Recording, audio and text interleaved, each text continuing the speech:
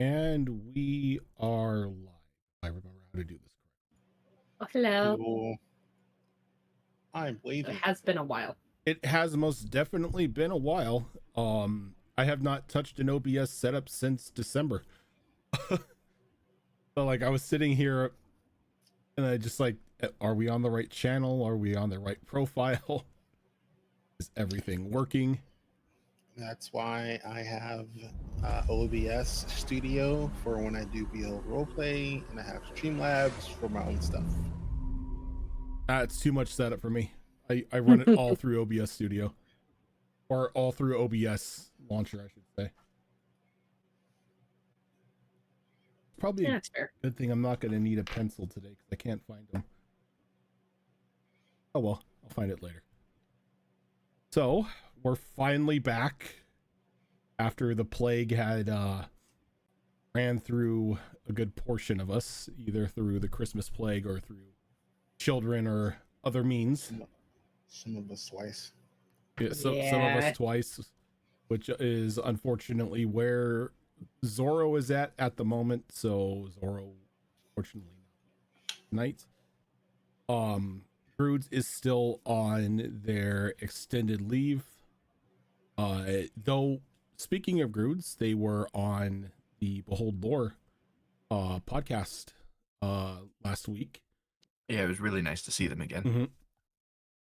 So like that should be up on YouTube already, or should be relatively soon.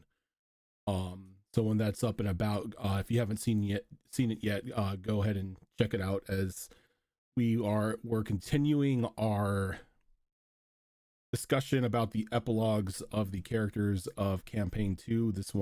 This episode focusing on Tickles and her adventures after the ending of the second campaign, and a little bit more backstory into her family, her kids, all that fun stuff.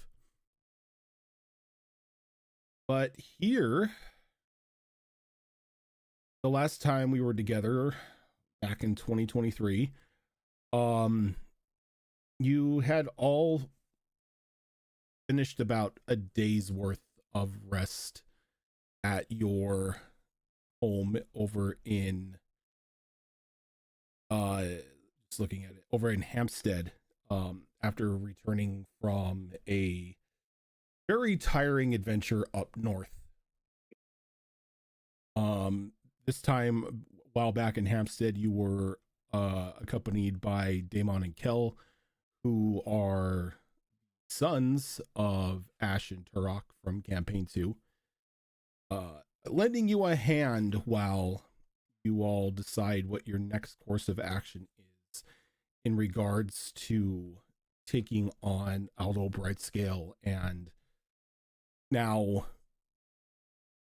with their technically out of the shadows reveal the pretender who has been wearing a masquerade of Lathander for the past 60 years, fooling the church and the people of Odag into believing that he is a lord. The original plan was that you were going to meet Den Mother here, and after some preparation, you were going to head to the northwest in order to take on the siege of a grand prison to free Lisa Breton and a few other important figures of what was the resistance. Though during the night, you ran into you didn't run into anything. Was it the night or the morning? Somebody refresh my memory here. I think it was the morning of the next day. Yeah, I think it was the morning. Because it was right after breakfast with the whole superhero stomp happening. Yeah. So early on the next day, there was a loud commotion in the foyer of your home.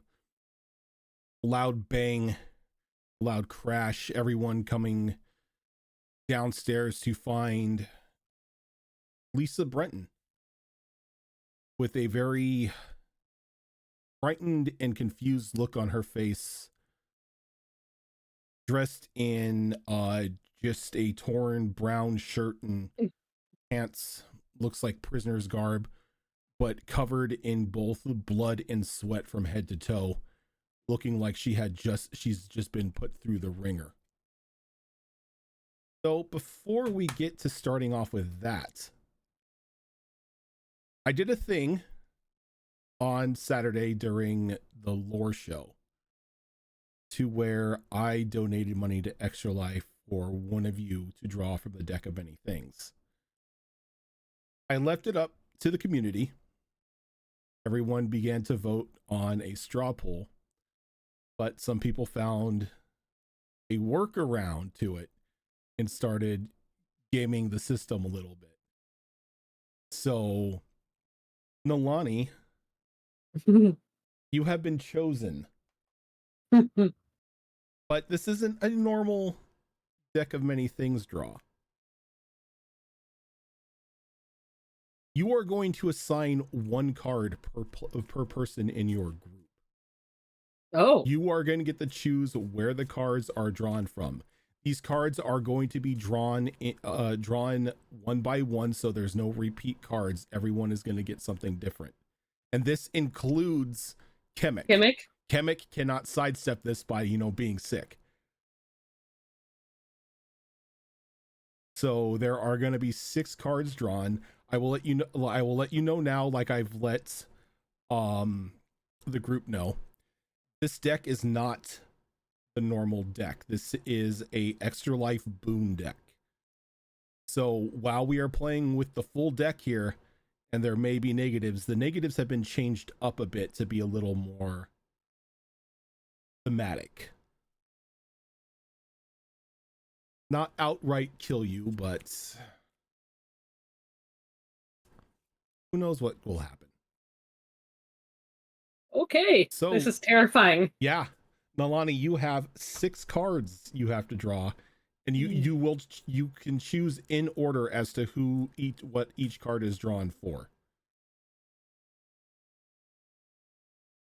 Now remember, the card does not go back in the deck after it's drawn. I will draw 6 cards and I will show them off afterwards. All right.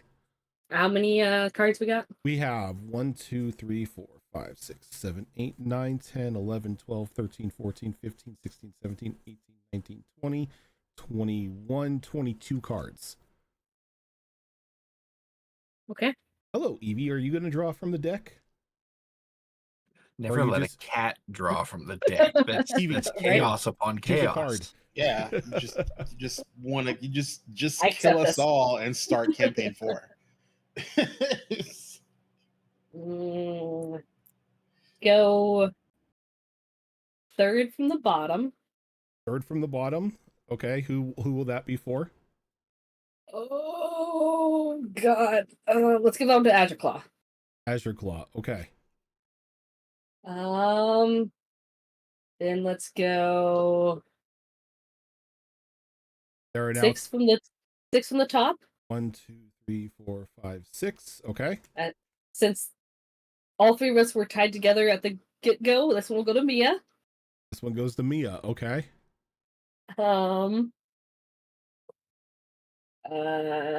Second from the bottom, we'll give it to Yuriko. Second from the bottom, Yuriko. Okay. Third from the top to Kemek. Third from the top to Kemek. Oh, am I supposed to do myself as well? Yep. Oh, God damn it. You want me to shuffle these cards and let you choose over again?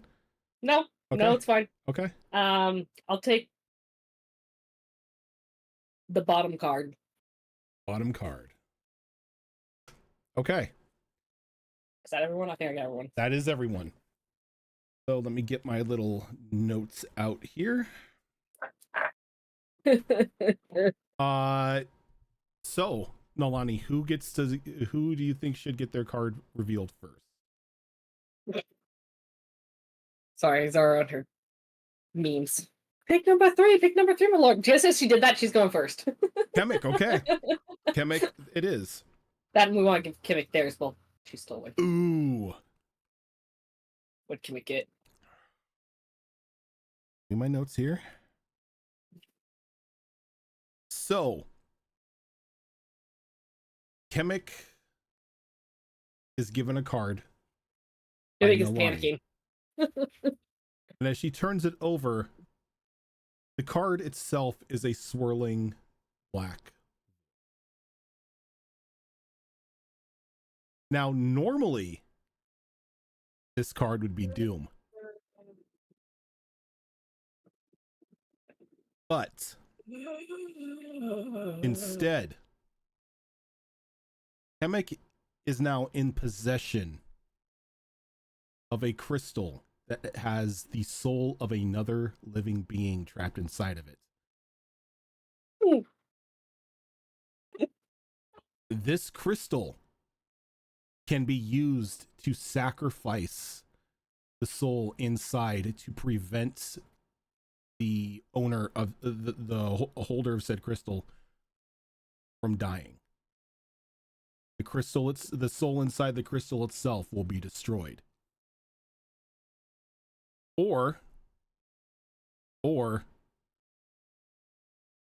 Kemek can choose to release the soul inside at a time of their choosing. Oh God. Good luck, Zoro. Have fun with that moral debate. Yeah, one of the most morally gray characters in the group. Oh. Yeah. Hello, Evie. She wants to know what the creature is. What kind of creature is it?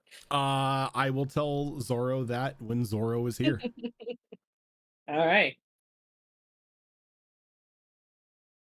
I know everything's in the way. I'm sorry. Just throwing a fit because there's cards and cups everywhere. No, you can't have my coffee. All right, there's a cattail. Who's next? You know, I should probably put some appropriate music on for this. Give me a second. Hi, Groods.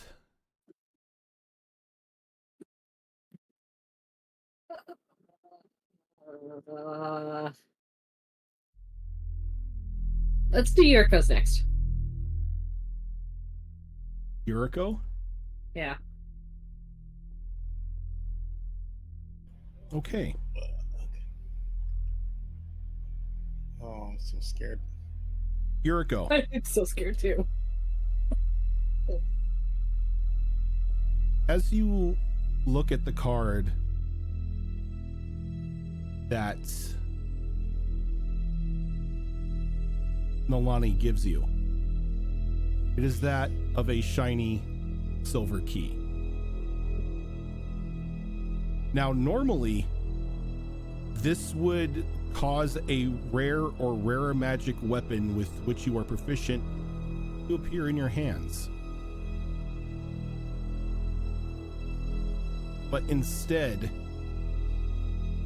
this will allow you to create a magic weapon that you are proficient with. Ooh.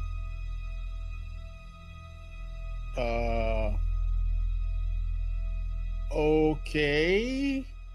Like you up to what category? Like, you can design its properties and everything, and then I will work with you to see if it's something that's yay or nay. Ooh.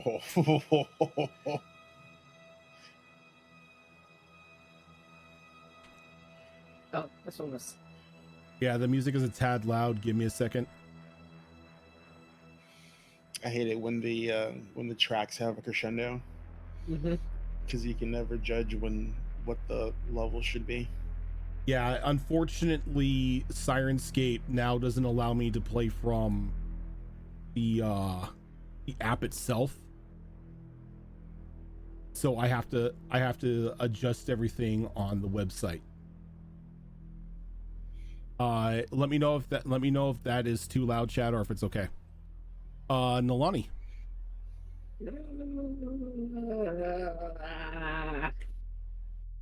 Roll die. We're gonna go with Mia's next. Okay, Mia. Of course, this card.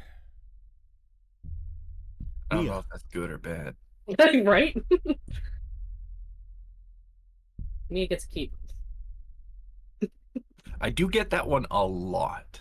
You do. Mia, you draw a familiar card that you have seen previously in your adventures. Oh god. As another one of your companions has drawn this card in the past. As it is a Vizier card. Ooh. This card is not limited to plan your information. Any question you ask, you will be provided full knowledge as an answer.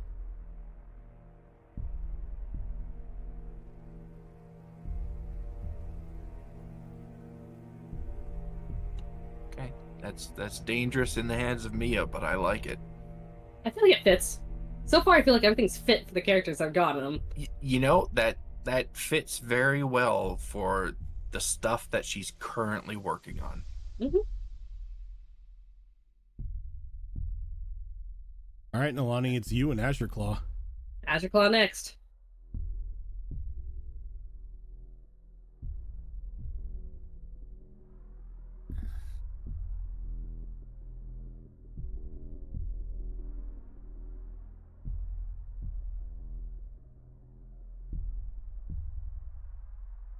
Azure Claw. He goes up 2 more levels. Right? You draw a very bright star card. That one is. Normally, this would allow you to increase the stats or increase one of your stats by 2, up to a maximum of 24. Mm-hmm. This card will allow you to increase it by 3 with no maximum.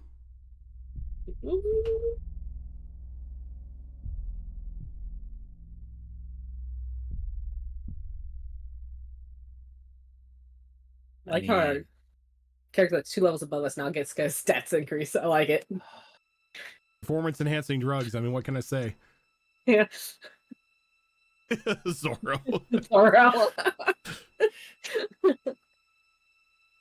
And, On the upside, it's going to make Zoro's job really easy. and Nalani. What did I get? What did I get? I don't know how to interpret that. God damn it. Oh no. Nalani. What did I do? What? You draw a very strange looking card. On it is an image of 3 moons. Oh god. Someone had to get it. Come on. Wow. Nalani, I need you to roll me 1d6. 6. 4. 4.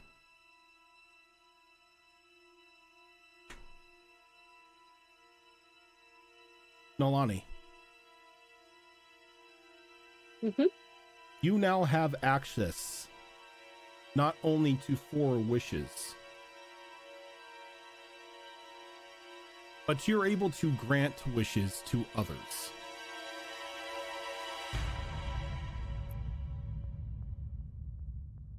What? Instead of you having to waste a wish spell or whatever, you can use one of those wish slots to grant another person's wish. Oh my Jesus. Oh, the trouble that can get us into. I will say now, wording is of the utmost dire importance. Yeah. Yeah.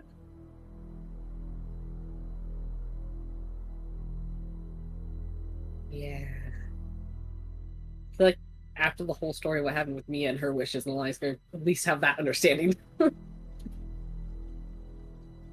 So you now have 4 wishes at your disposal to use on your own or to grant wishes to others. I'm a genie! Just kidding. So I mean, you kind of are, yeah. yes, so the standard deck of many things in D&D is not changed. That is still the chaos, death and destruction deck that it always will be. This deck specifically, when people draw, is for extra life donations only. Anytime somebody donates $100 to Extra Life, they can choose somebody to draw from this deck, and they will have the Extra Life powers bestowed upon them from the card.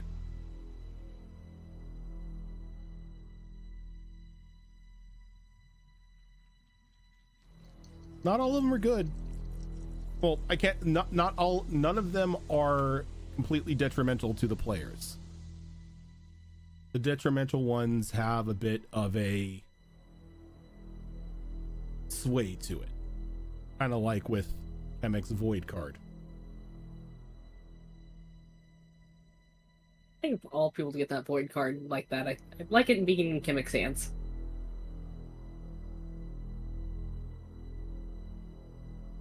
Mostly because now Zora has to make decisions because her character would make decisions. It's not an easy decision for them. Yep, I already have I have 2 DMs from Zorro in chat. Question, Rojan. Yes. If I know where those stats are going right now, can they just go there? Yes, they can. Okay, that's easy. Done. Now, that original card, the one that Raven pulled,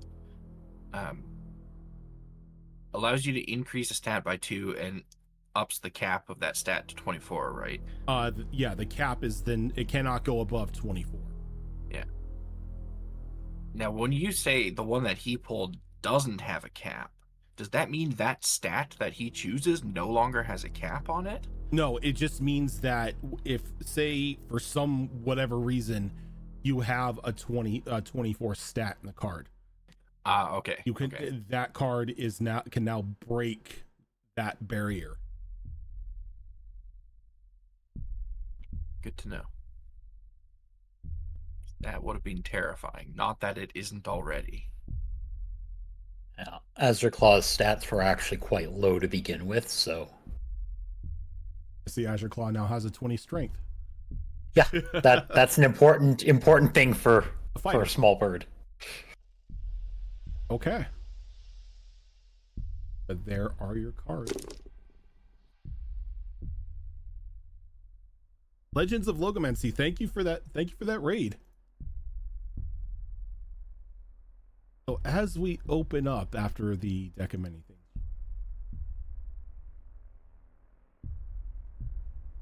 Well, that could have gone so much more worse. Not really. I made it to where the cards weren't going to be a detriment to you. It may make you make decisions in the future. It may make you do a little bit of soul searching with some of the cards. A lot of like the negative cards. But it's nothing that will outright destroy your character because it is an extra life donation, and we don't want an incentive to like influence the campaign to completely end the campaign. Yeah. But as you're standing there feeling a little strange, a little more knowledgeable, so control of, at least to shape some of the world around you, specifically for Nolani.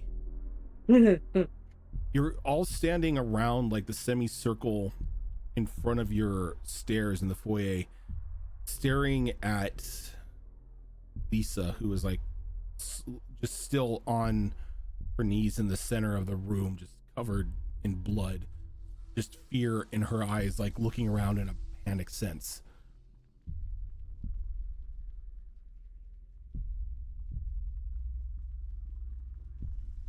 I mean, if it's obvious to us that it is Lisa and she's not too, like bloody or messed up or whatever, I will rush over to her and help her to her feet and everything.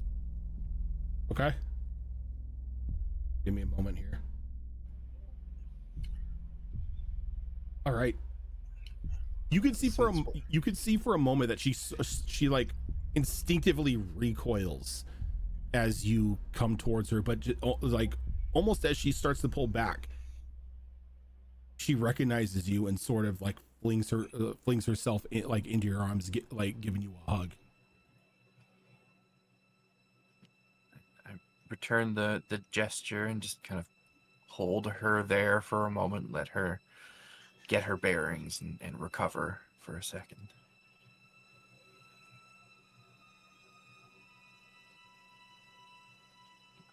I'd ask if you were all right, Lisa, but clearly you've been through something. Something being the key word, yes. I was moments away from my execution, and bright light filled the courtyard. The guards were... You see, like, she just, like, visually retches a little bit. They were turned to paste. Almost as if something of great power had instantly turned them inside out. In a shower of gore, our bindings were undone, and we only heard a voice informing us that the true light has finally come to Odag. And next thing I know, I'm here. I see. Well, that's certainly a development, isn't it? We were actually just about to convene and discuss how to free you. I suppose this is good. If we had gone, if you were moments away from execution, it wouldn't have mattered how quickly we traveled. We wouldn't have made it. Something had Bright Scale panicking. I hadn't even stood trial yet for my alleged crimes, and an order came from the church that all who were currently incarcerated were to be executed without question. Regardless of crime, they were just meant to be put down. I see. Do you know what came of the rest of the prisoners in that place? Were they freed as well, or did you not really have the opportunity to see? Didn't really have the opportunity to ask or get any sort of bearings on the others. After we were informed that the true light had come to Odag, I was hurled through a gate, and now here I am, drenched in gore in the center of your home. Yes, it's our I guess base of operations for now, given the whole rebellion thing that's beginning. We're in Hampstead. Yes. Well, if there was any place to be, this would be it. I'm glad you're here, and in mostly one piece. I seem to have all my appendages present and accounted for. I'm sure we all have more than a few questions for you, and we do have a lot to discuss, but we do have facilities if you'd like to get cleaned up and stuff first. She kind of like looks at herself and nods. Yes, I think that would be the best. That way I'm not tracking gore and various body parts across your home. Yes, I don't think the staff would be too pleased. As you can see, Ollie sort of like in the corner. It's just like a little bit of shock on his face as the pristine carpet and tile in the foyer is just now spattered with blood. You know, we keep running into this situation where prestidigitation would be such a wonderful thing to have, and we just don't. It's almost like you I'm have sorry, two guys. wizards. Jericho is gonna whisper into Ollie's ear and ask, "Can you tell if she's fake?" Kind of like gives her a weird side eye, and he's like how? Personality or current form? Not real, brainwashed, all the above. From my initial assessment, never having met the woman before, my guess is she is who she says she is.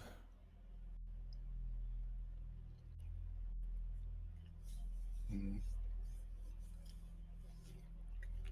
Jericho is on high alert. But How exactly did you escape? again, I was moments away from my execution. Something decided to turn everything, or every guard in the area, inside out and erupt in a shower of gore. We were told that the true light has returned, and here I am. I know it's not really much to go off of, and it's really suspect, but that is how it happened. I mean, believe it or not, this kind of tracks with everything that we've experienced. I have my suspicion that perhaps this was the doing of the new deity, I suppose one might call them, that we crossed paths with. I mean, they did say that light will conquer all. So perhaps they are the true light that is referred to here. And you said something has Bright Scale worried, panicked, scared.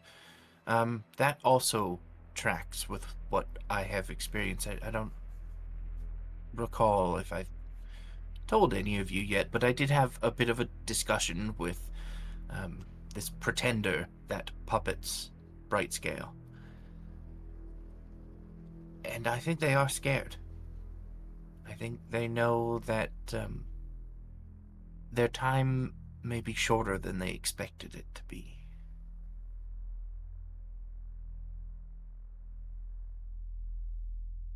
So this is why he's panicking.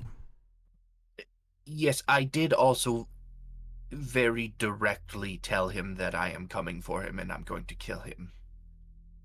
So there is that as well. Bright Scale or this pretender? Both. I would honestly ask that you, for the moment, stay your hand against Bright Scale. He may be like the rest of us and just fooled by this puppet master. Admittedly, I was perhaps a little over emotional in that particular conversation. So, I was speaking more from that place of emotion than I was from a, place of planning. So, I'm not set in stone on those particular actions, but they do know that we're coming for them.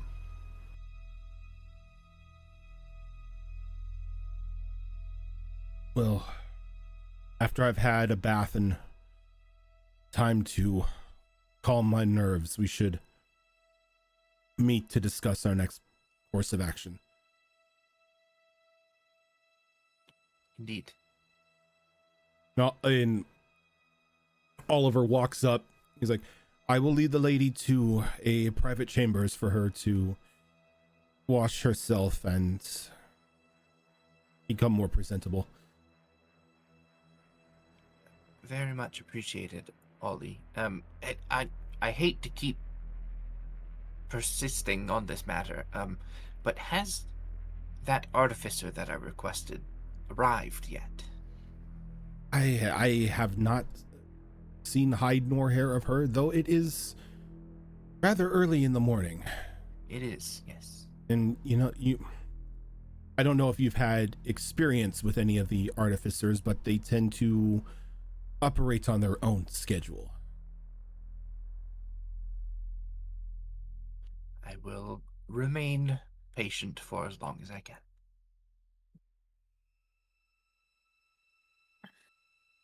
And Oliver kind of gives you just like a half nod, and he begins to lead Lisa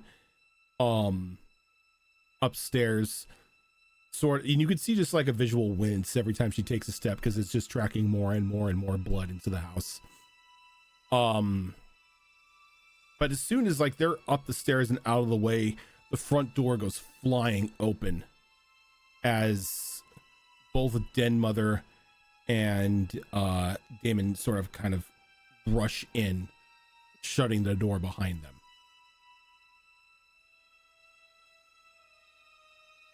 Morning. We have issues. Issues. Well, yeah. And she's like, Lisa's back. Lisa's back. Yes, she just arrived. Where did she go? To get cleaned up. She's covered in blood and viscera. Not hers, don't worry. Right. And she turns over to Damon. She's like, give him the rundown. I'm going to go check on Lisa. And she sort of just like half jogs upstairs. Damon kind of like rubs the back of his head, and he's like, well, it seems the illustrious Bright Scale, or whomever is in control of Morning Glory, has upped the ante. See, like, he walks over to one of the door side windows, and he just barely holds it open. You can see that the sky itself is a little off. Every now and then, this bright day shimmers black, and the sky fills with eyes for just a brief second before closing and the sky returning back to its normal blue color. They're looking for something or someone. It could be us. It could be Lisa. It could be a number of things. But it's important that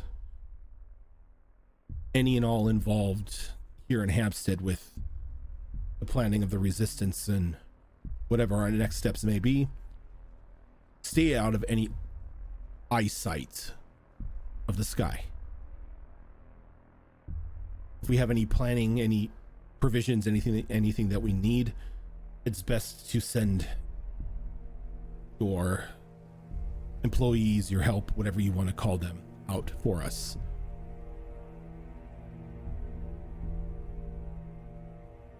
Does hinder us a little bit, but I'm sure we can work around this particular problem. Any ideas on how we may find out what it is that they're looking for? We have people looking for answers, but it may be a while before anything reaches us. Our best bet is Lamplight's moths find something.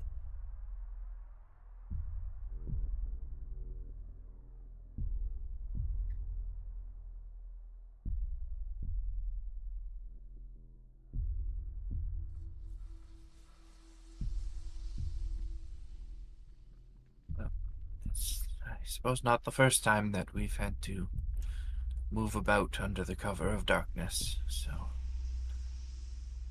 we'll just have to remain that way for the time being. Yes. You do have a mage's laboratory here, correct? We do, yes. May I impose on you to use these facilities?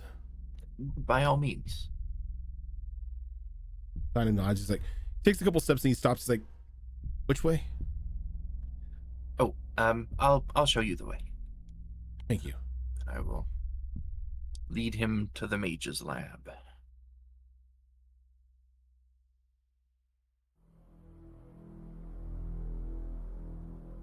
And as Mia and Damon sort of go off on their own, the rest of you are sort of just left in the blood-soaked foyer.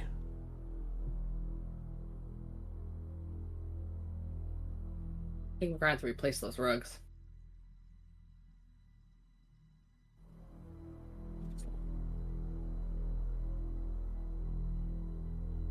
Kel coming down a couple minutes later. So, who died? Surprisingly, no one. I think there's technically several guards at that prison that died. No, well, Usually you don't get survived turned inside out. Oh, there were guards turned inside out. usually when you ask if someone died, it's in the immediate vicinity. Lisa showed up covered in blood. Lisa turned guards inside out? No. Apparently something talked to her, turned guards inside out, and sent her here. Oh. Well, damn. Yeah. Well, Lisa's recovered. I mean, I guess that's, plan A taken care of. One less thing to do. Huh. Guess now all that there is plan B of breaking through the sun's crest and taking over Morning Glory. Not so fast there, Tiger. What do you mean? Apparently, whatever is happening in the Holy City is looking for something, and it's using a very, very powerful spell. It's periodically making the sky go black and full of eyes. That's creepy. Sky go black and full of eyes. Where have I heard that before?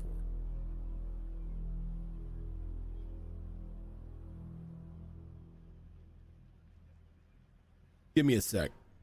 He just sits down next to Nalani and he pulls out like a small leather-bound journal. He opens it up and he starts flipping through the pages.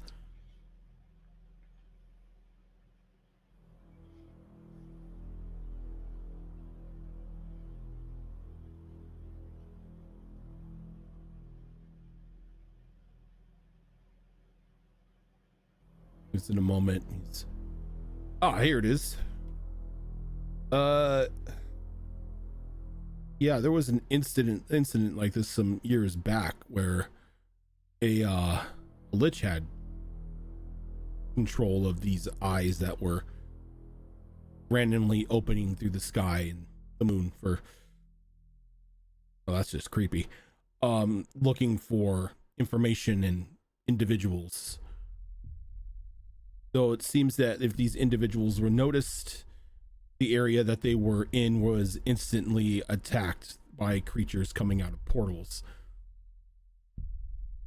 Yeah, so if they're looking for us or they're looking for Lisa or anything like that, we're gonna want to stay out of sight. Gonna make moving around pretty hard. That seems like a very powerful and horrible spell. It requires a lot of human sacrifice. Like a portion of a city. Maybe for the first casting. Every casting of the spell requires more and more and more soul power to operate. Well, great. It's not a good spell.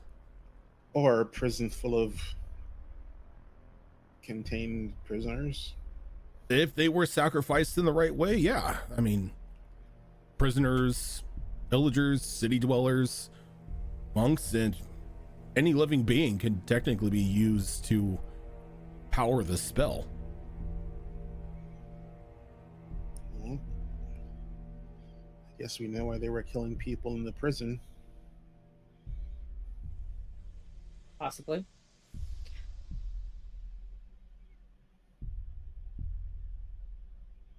Is there any way to not be noticed by this spell?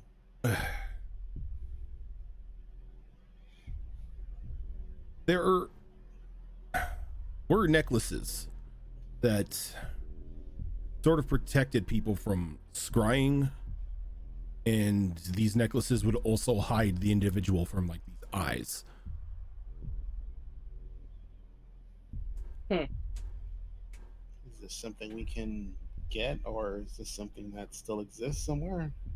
He just gives you a shrug. Beats me, I don't have one of them. Don't I think about it. Someone in Mom's group had one of them. I mean, if we... I think it was Zale had it for the longest time. Well, too bad I don't have a means to get in contact with him. Who's a Zale? Former Knoll matriarch. Another one of my aunts. You have an aunt who's a Knoll. And I have cousins who are Knolls. One of them being the current matriarch. I mean, I told you I had rattling demons as cousins as well. I mean, they're not technically blood related, but you know, it's like found family. I mean, at this point, you could tell me you have family on the moon. I wouldn't bat an eye. No. Surprisingly enough, no, we do not have family on the moon. That I know of. Well, I mean... if there was an underground market for magical items, we could possibly see if we could purchase some. Huh. Maybe.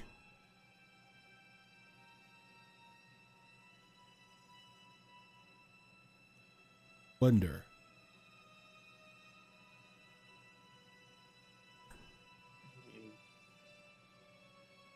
Any of you have those weird medallions that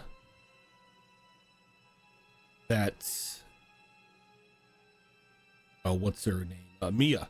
That Mia made back in the Spire, sort of protected you guys from the vapors and whatnot.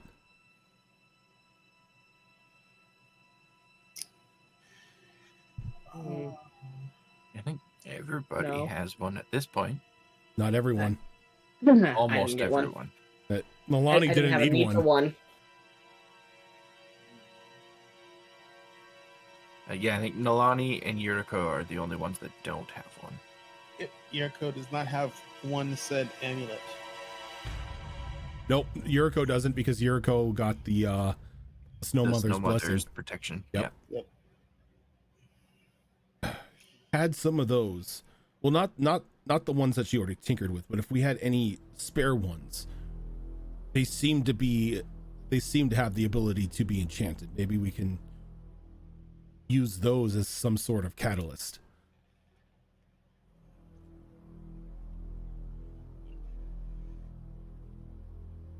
That's just a shot in the dark. I mean, I'm not really the wizard type. That's my brother. Well, we can see if he knows how to do it. Maybe, or maybe we can get in touch with somebody that does.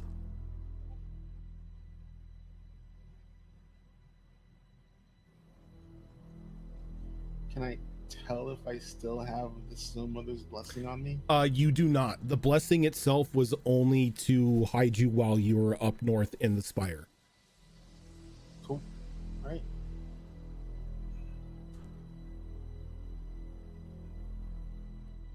And as you're sitting there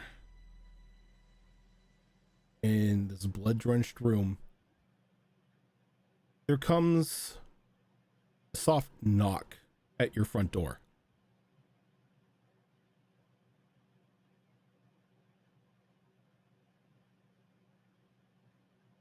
Where's our what's his face? We have a butler, right? He can get the door.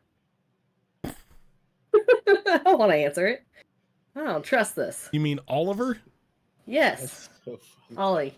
Ollie can get the door. Sacrifice the butler. Look, he's supposed to be here at all times. It's not gonna be weird if he answers our door. So the door knocks and knocks and knocks, and Ollie sort of like comes thundering down the hallway upstairs and running downstairs. He kind of like looks at all of you, shrugging his shoulders, like just giving you a what the fuck look. As he stops for Molly a just eyeing moment, the door suspiciously. just stops for a moment, composes himself, and opens the door. And as soon as he does,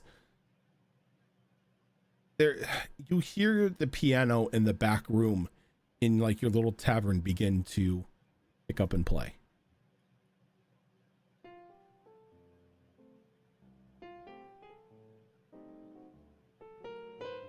And standing there in the doorway is this rather odd looking individual. Maybe 4.5 feet tall, dressed in pinstripe slacks with a pair of suspenders over a white shirt and a petticoat. And a very auspicious looking top hat with sort of bips and baubles sort of all over the place of it. As this individual removes the top hat, they kind of collapse it down into just like a thin like frisbee, and they just stuff it into a handbag that they're carrying. Yes, I was informed that maybe the lady of the estate, Mia, wished to speak to a artificer about acquiring our services. She kind of like looks over, and you can see the skin, like the skin on her face is like almost just this like porcelain white. The eyes and the mouth and everything look like they're almost just painted on. As they turn and they look at everyone, you can begin to hear the audible clicks and whirls of various gears underneath the clothing.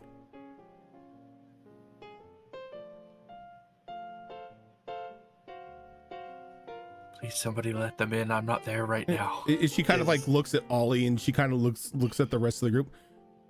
Is that making our piano play? Oh, is that me? I'm terribly sorry. I tend to have that effect on musical instruments at times.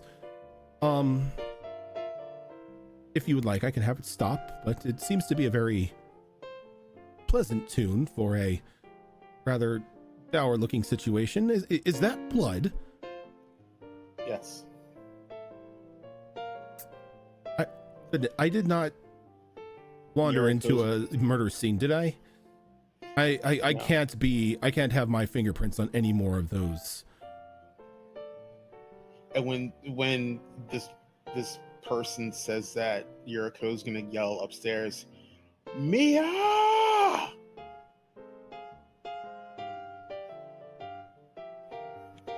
It's not often that Yuriko raises her voice, so Mia is gonna come very quickly. And Ollie finally lets the strange artificer into the room, as she sort of looks around and the door is shut behind her. She takes the coat off and gives it to Oliver, and you can see the sleeves on the shirt are like rolled up about to the forearm, and you can see interlocking joints and plates on her arm. And it turns over, you can see just a small configuration of gears through the gaps of the plates.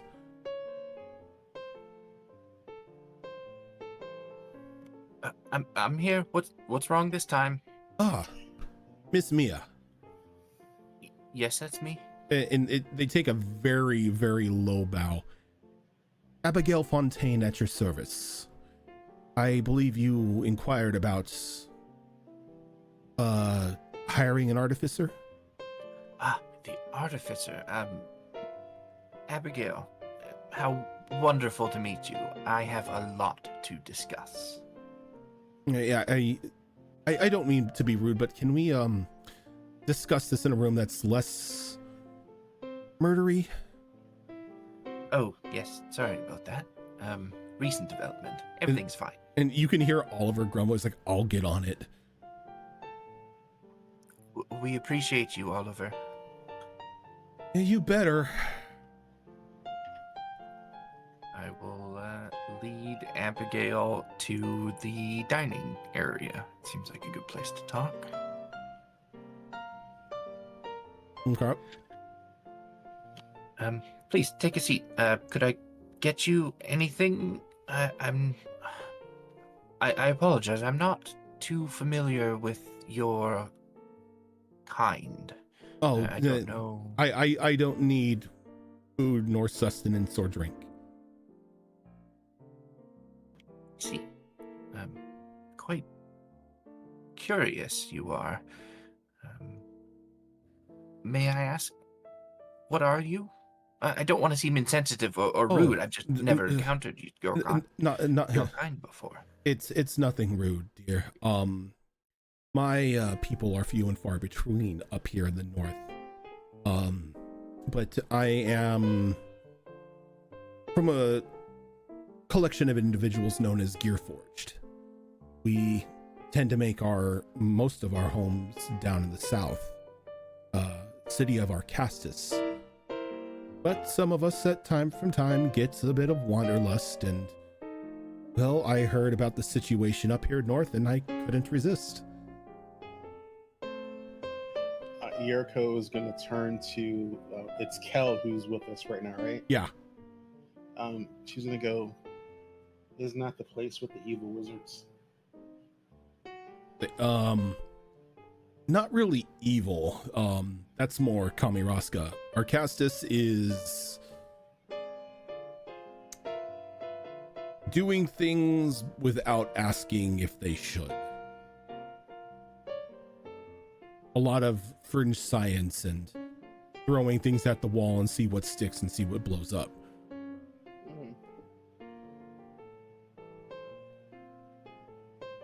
Have they blown much up? Mm-hmm. Yes. A lot of things and a lot of people, and there was a war between them and the Knolls for the longest time.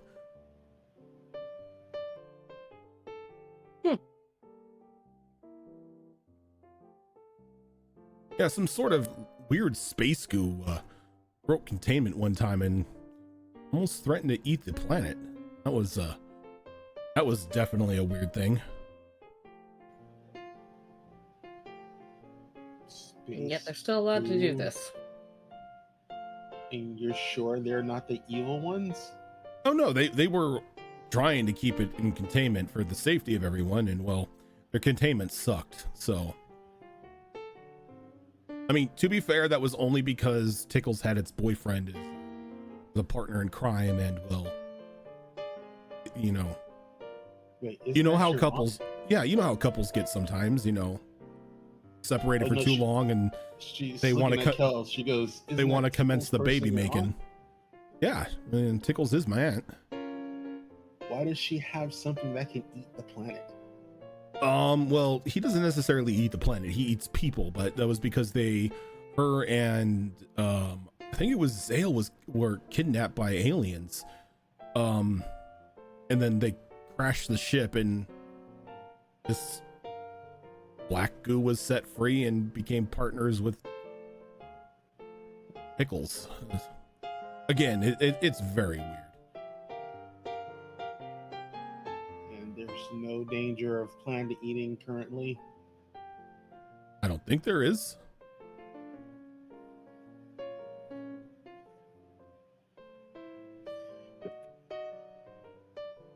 She just sits down and just starts rubbing her temples. Nolai's eyes glazed over like halfway through all that. Like, no, this is just too much. I can't follow. He kind of like jumps back on his feet and stuffs the journal back into like one of his pockets, and he sort of just like leans an arm on Nolani. He's like, "So, what's the plan today?" Apparently, we can't go outside, so we're stuck in here for another day. Yeah, I mean, we could go outside, but who knows what would happen if we got seen. Is our training area fully indoors, or is it open? Completely indoors. Okay, that's good.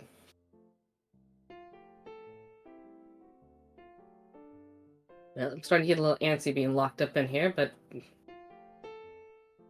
you don't mind sparring some more, maybe that can relieve some of the tension. I'm always down.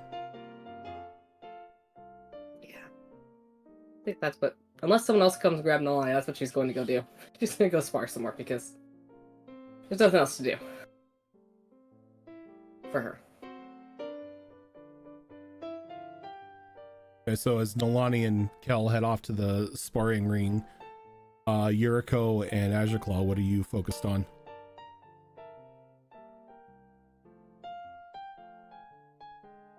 Muted.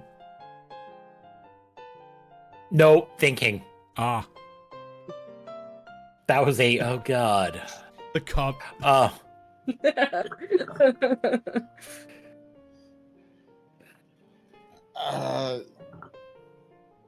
Yuriko's just like, she's like, the world is very, very big and apparently horribly dangerous. Like, she thought, endless winter and, armies of undead were bad, but apparently planet eaters also exist somewhere to the south or the west, whatever the hell. So she's just like, she's just gonna go into the foyer and she's gonna grab a hookah and she's just gonna smoke a bowl.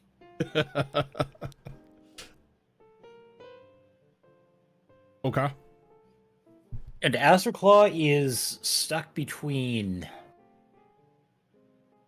feeling a touch stronger than when he went to bed last night and dealing with the crisis of me asking him to play with highly volatile things and him not being confident enough in his ability.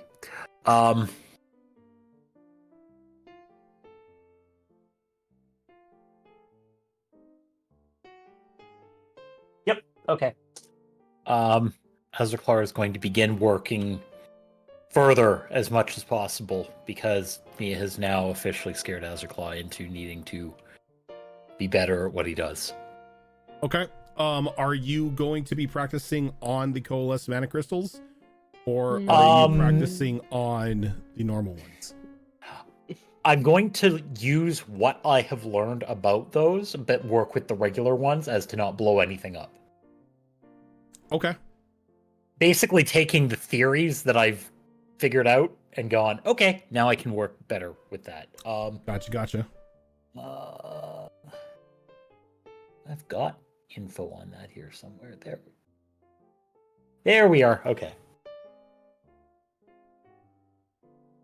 So unless somebody interrupts Azurclaw today, that is going to be his singular focus.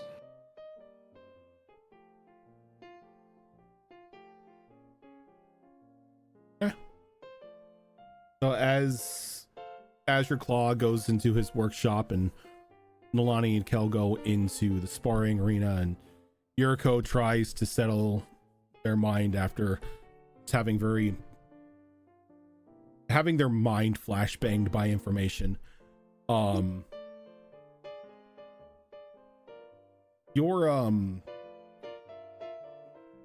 Your guest, Mia, is sort of sitting there with steepled hands, just awaiting your proposal as to why she's here. So before I get into the projects that I have planned, let's say, I must ask, Do you have a team at your disposal, or is it just you? A team? No, we tend not to operate in teams unless it's deemed absolutely necessary. We may be a brilliant profession of people, but we do not work well with others. I understand that very well. Those in my line of work, let's say, generally don't work well with others of their kind either.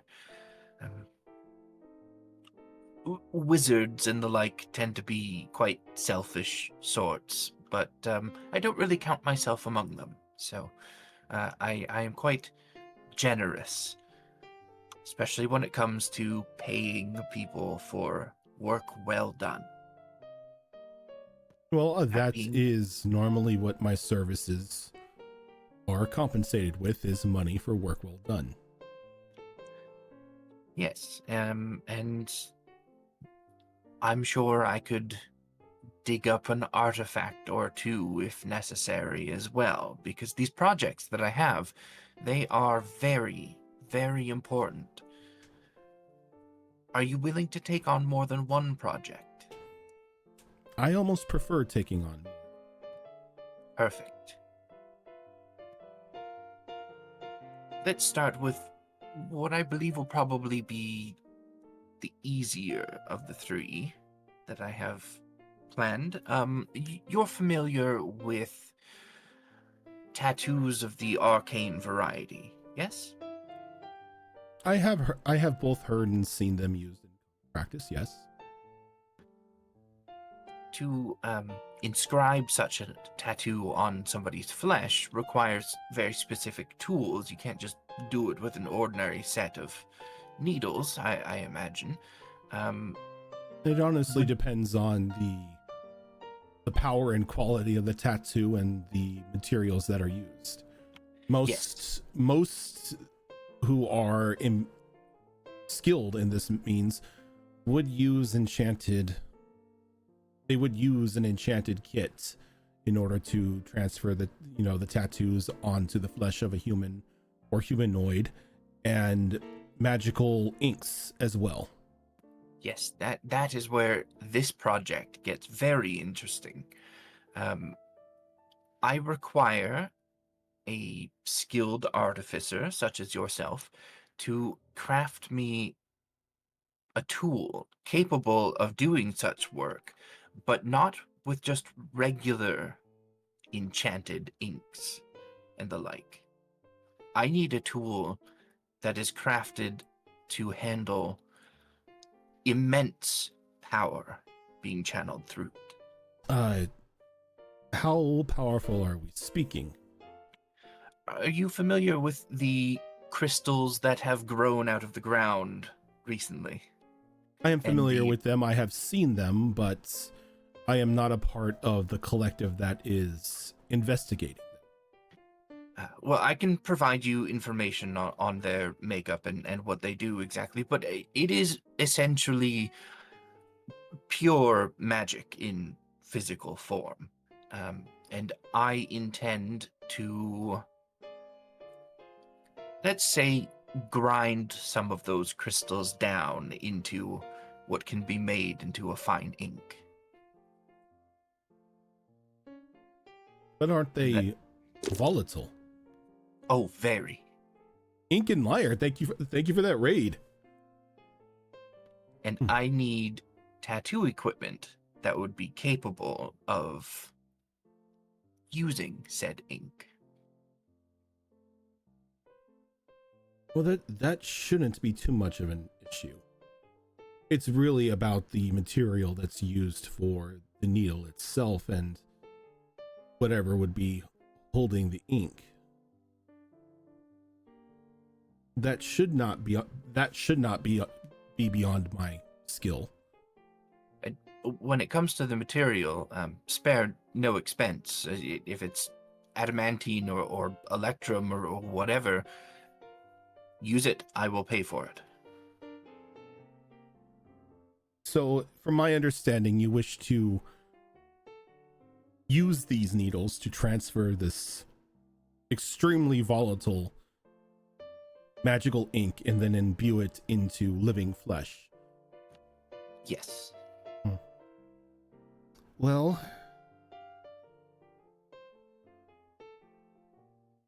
the tool itself will not be the problem. Where you're going to run into an issue is maintaining the ink to where it is not extremely volatile or deadly to touch. The deliverance of the ink itself is rather simple, but the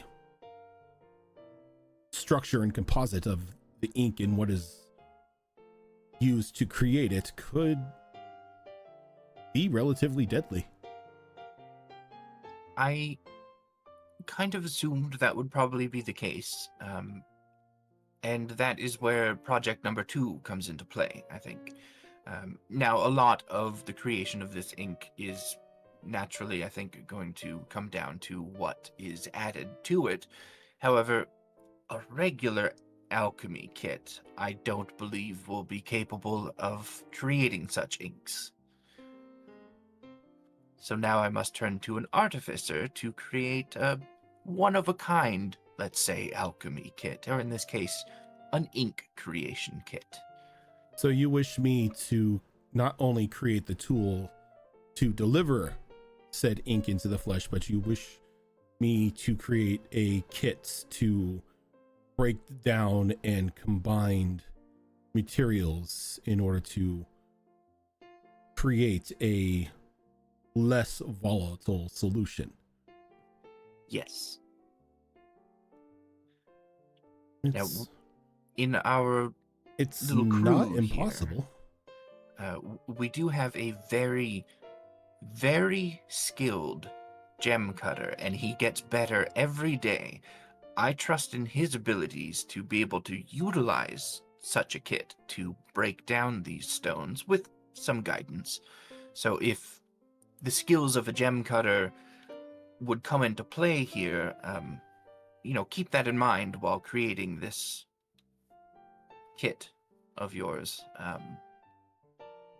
He would likely be the one using it to create the inks. Is he skilled in alchemy? I've never asked, but I would naturally be there with him, guiding him through the process as well. Are you skilled in alchemy? I am quite skilled, yes. Then I would highly suggest you make this a team effort, with him crushing these rocks down and you adding the alchemical components. That way there's no unintended ramifications. That sounds like a good approach to me. And what of your third task? The third is something that may not be possible, but I would like you to try your best anyway. And don't be too disappointed. You won't actually be crafting something for this third project, but I do need you to create a blueprint for me. Blueprints? Yes. Explain. Are you familiar with the art of channeling magic? Taking it from one place or one object or one person and moving it elsewhere? I have dabbled in transference from time to time. Yes, very similar to like enchanting something, except it's not affixing it to an object per se. It's, taking it from one and putting Point A it to wherever point you B. choose to put it. I need you to create a gauntlet of sorts, or a glove of sorts, that is imbued, let's say, with the ability to forcefully channel. So take magical essence from a person or object, whether they want to give it or not. So touching someone or if I don't know if it's a clawed gauntlet or something, like stabbing it into them, whatever that happens to be. I'd have to impose here, Miss Mia. What you are asking would go against numerous of our ethical guidelines. Yes. But remember, just a blueprint. That's all I need. Arming you with the blueprint is the same as arming you with the... I'm afraid that I cannot have any hand in creating such an item, as whatever intentions you have, as well as they may be, if this item were to fall into the wrong hands, it could have catastrophic ramifications. That it could. I have witnessed such a thing firsthand.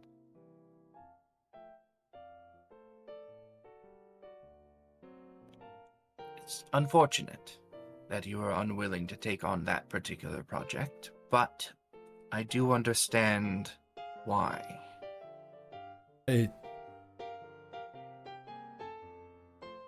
I am upheld by a series of ethics and guidelines from the guild that I represent.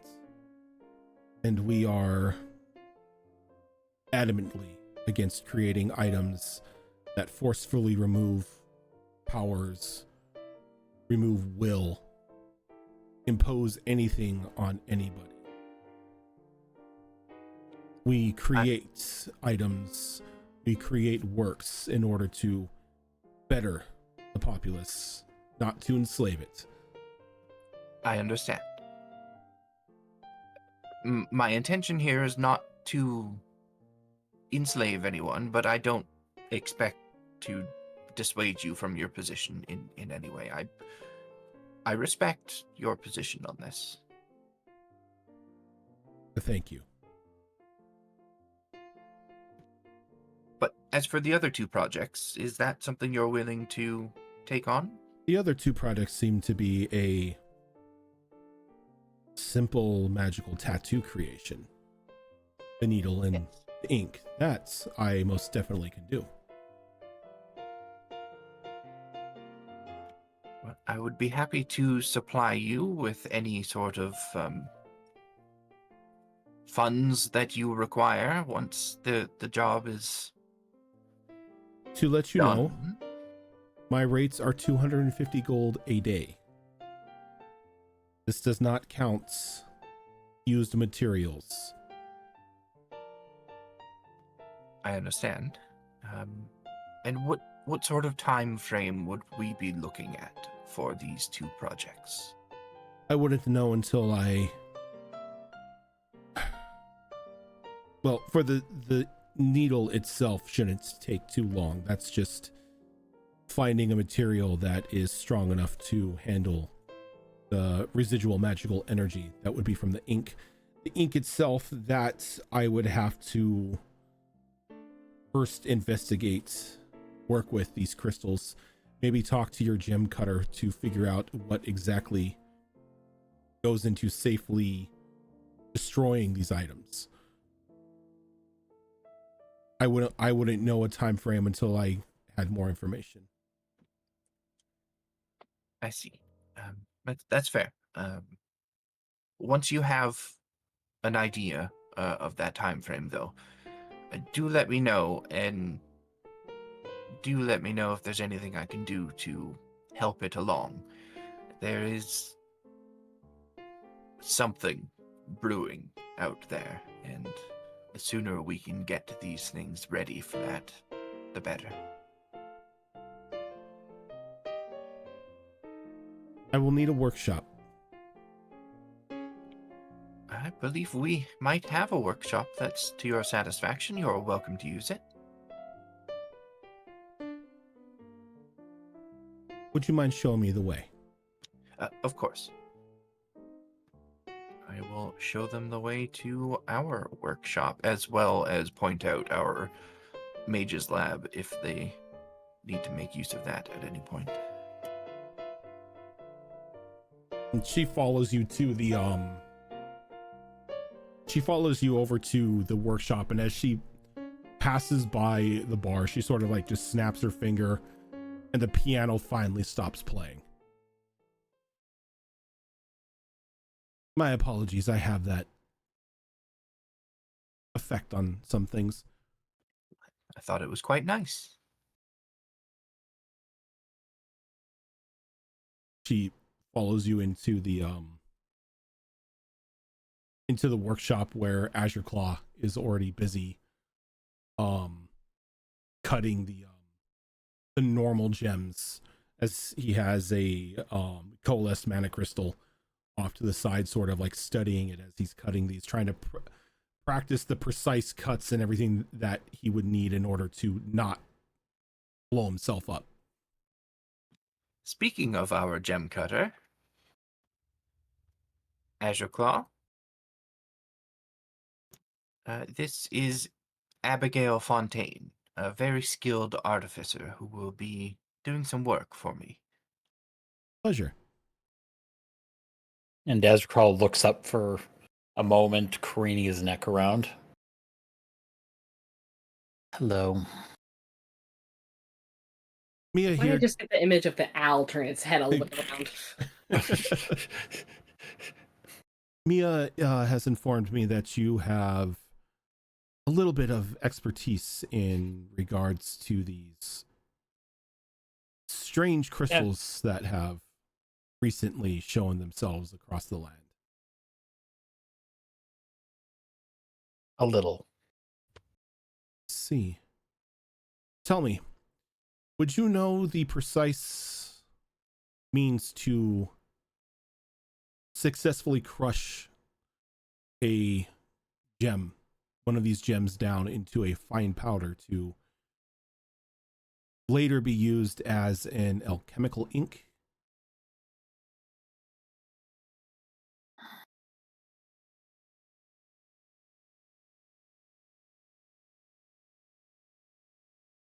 Honestly, it would be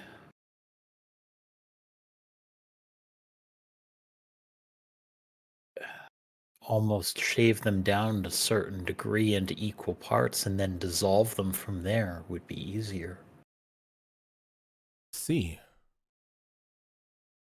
Well, Cracking them tends to unleash effects. I see. Dissolving would be more effective.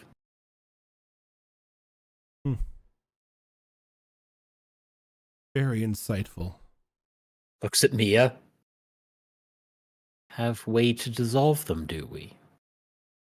As she like walks over and she just grabs a couple of the very willy-nilly just grabs a couple of the coalesced mana crystals, like in a handful, and gently sets them down on like a workbench, like away from Azure Claw. She reaches into her bag and she begins setting up like this alchemical station.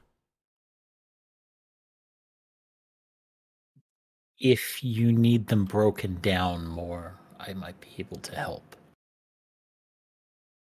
That would be much appreciated. I'm going to first attempt to shave a crystal down, as you said, and then begin to expose the shavings to various forms of corrosive liquid until we have something that can melt them down while still retaining the residual arcane power.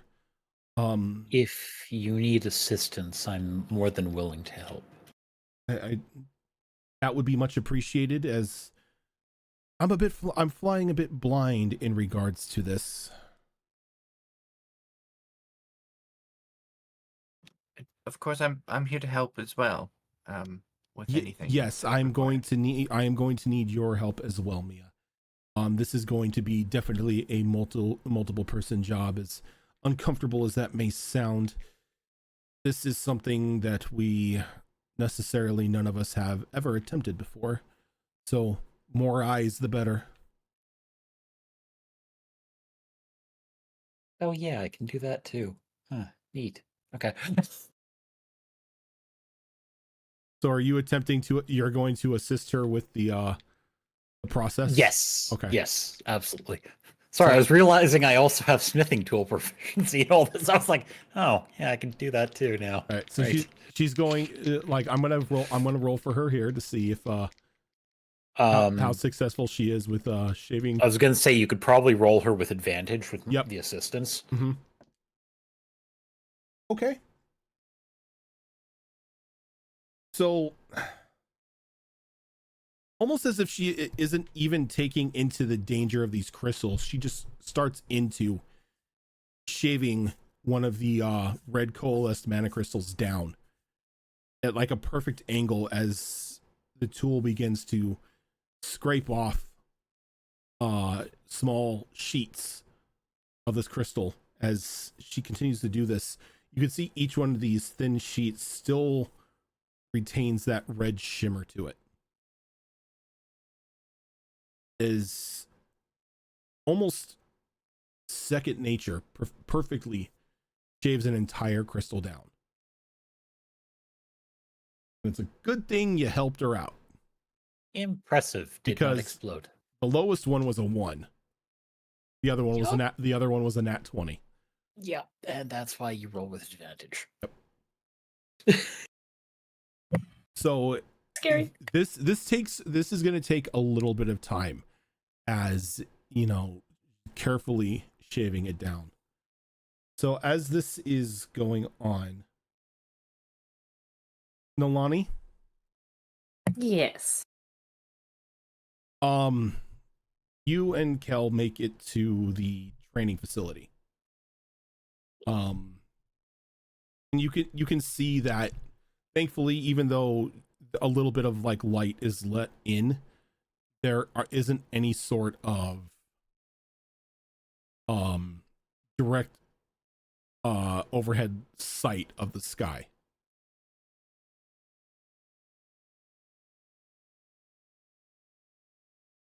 Kel sort of walks over and just grabs the 2 swords that he had left on the rack, and he kind of just spins them around a bit.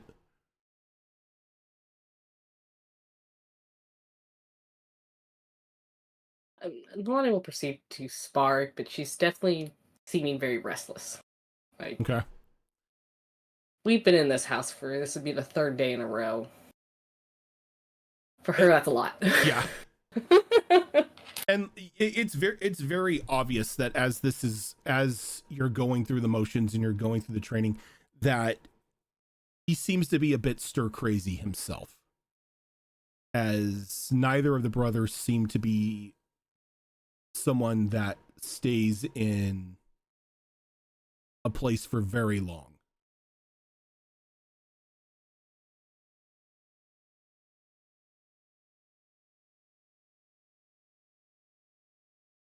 Except these eyes, we just have to not be seen, right?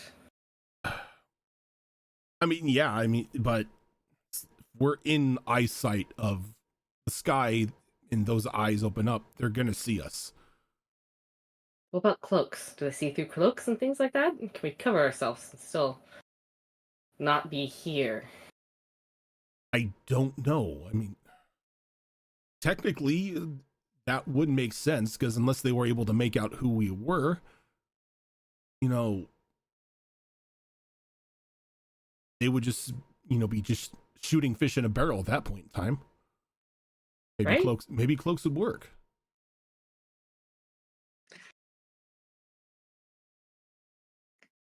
See, if we can get a cloak, maybe we can go out and try and find somewhere to find some ambulance. Good point. Gets us out of here. It does. I mean, I don't know about you, but beating the crap out of each other today just doesn't seem to be getting the itch off. No, it is not. Fun as it is, no.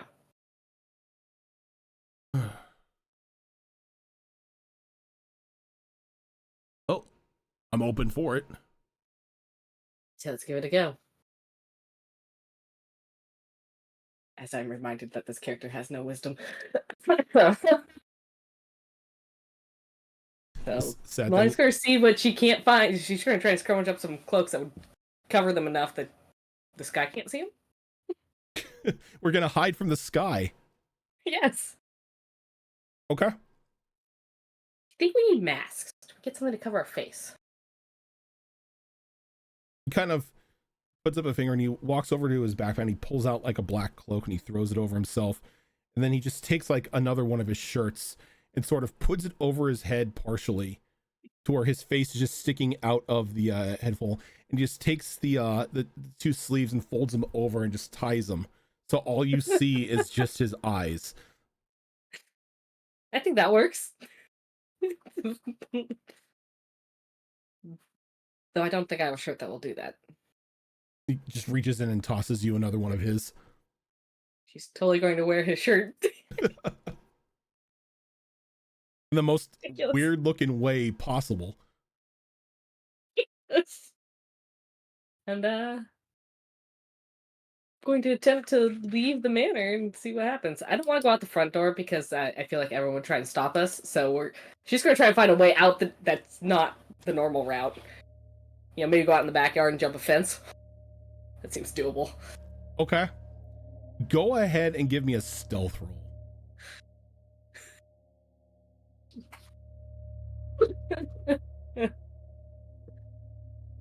It's not bad. Not bad. What's my stealth? My stealth's not terrible. It's a 19. So the two of you kind of like, you go up to the top, like the top floor of like, up to the upper floor where your room is at. And you sort of rappel down the balcony onto the front garden, and you sort of just vault over the walls surrounding the estate. And as you get out into the streets of Hampstead, they're dead empty. You don't see guards on the street. You don't see anybody wandering about. You don't even see anybody walking the battlements of the city walls. There's just a very uneasy feeling.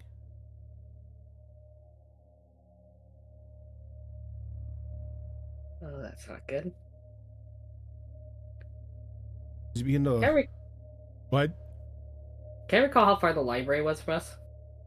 The library is on like the northern wall. Okay. And you're sort of on the eastern wall. It's not terribly far. I feel like the library would be a good place to check to see if there's people around. Just indoors. Check a tavern, I mean. Yeah, that's fair. So if we're looking for amulets or anything, we're probably going to want to check a magic shop. Yeah, those are kind of underground around here usually. Oh, right. Magic I forgot. was Magic was banned. bad. That's right. Ugh. They're not exactly easy to find.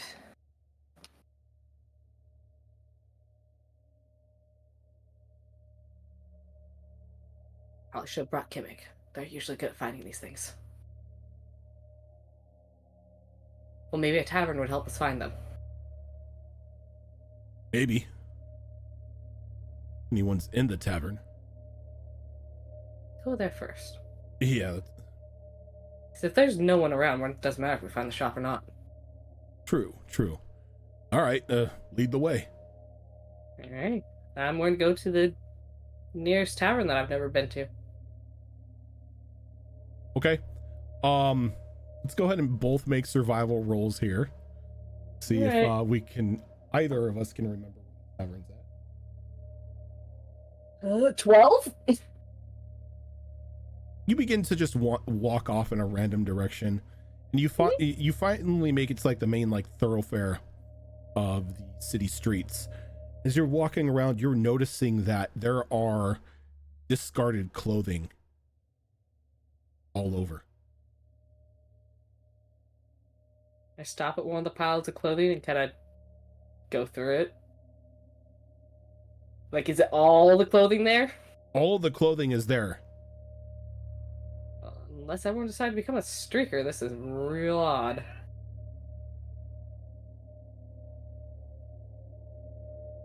As you're like beginning to like look at the things, you there's just like a sudden shade that encompasses the area as the sky goes dark, and you can just see hundreds of eyes opening and closing. The sky starts going dark. I want to make sure I'm looking down, hoping it doesn't see me. That's how this works, right? As you're looking down, you're trying to, like, if you don't see me, if I don't see you, you don't see me. No, the child logic. You hear a scream coming down an alleyway a bit of a ways away from you. I'd like to move cautiously towards the screen to see what's happening. Okay. Not want to jump into immediate action when I hear a scream. You go down to this alleyway and you look down it. You see one of the townspeople of Hansted cornered by this strange floating black eye, just intently staring at them, locking sight with this not petrified but afraid individual, as one of its tendrils comes up and just impales the person in the stomach. And you begin to see the flesh on their skin begin to become tighter as more of the skeletal structure is exposed, almost as if they're drying up. And the body just collapses on itself. And you see a soft green light sort of lift up out of the body and be consumed by the eye, before the eye vanishes and the sky becomes blue again. You know, that person's trapped in the soul crystal's looking better and better right now. They got it made. Yeah, I don't think we're gonna find anyone at a tavern. I think we need to get It's back. like, you don't even say that. He with an amazing feat of strength, he just turns, picks you up over his shoulder and just starts booking it back to the house. Oh, damn. I think she's too flustered to even be, like, upset about being carried. As he's running, you just hear him going, fuck, fuck, fuck, fuck, fuck. You know what that was? All too good. Oh, not all too good. All too well. All too well. It's like he runs to like the front gate and just kicks it wide open and just shoulder checks the door open and sort of like sets you down and shuts the door behind him, causing a commotion, letting everybody in the house know that somebody just entered the front door.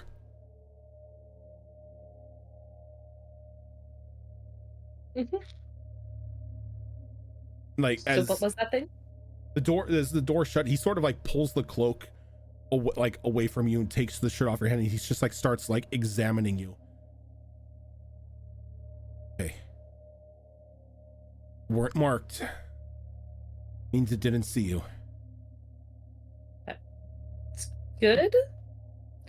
But what was that thing? A collector.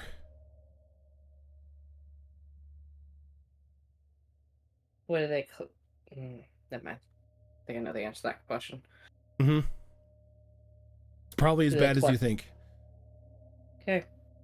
Think they're connected with the sky? Yes. This isn't... They're not looking for anyone specific. This is scorched earth. They're just grabbing up anybody they find. Oh. That's problematic. You should probably find Mia. Folks probably saved her life. So they worked. Yeah. Probably when they... Sure to note that when we get scolded for going out. Probably when they looked down at us, they probably just saw black clothes and figured that it was just some more discarded laundry.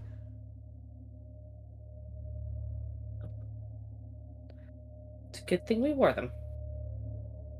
Oh, and sorry about the whole throwing over the shoulder and running thing. It was quite impressive, actually. Can't say I've ever had someone lift me so easily. I didn't know what else to do. I'm not upset. All right. At least that's good. Punch me or anything. Not this time. No, that sounds terrifying. Glad we're out of there. We need to find Mia, though. Maybe she has some idea of what's happening here, or what we can do. Maybe. And for the second time today, Mia's going to be yelled for from the foyer.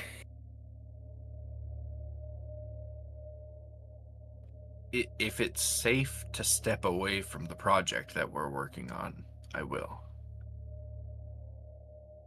Sort of gives you a nod.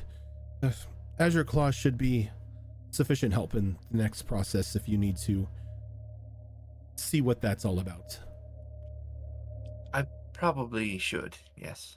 I'll return when I'm able to. And Yuriko, since you are, smoking your hookah, you have a clear shot of these two coming in the front door.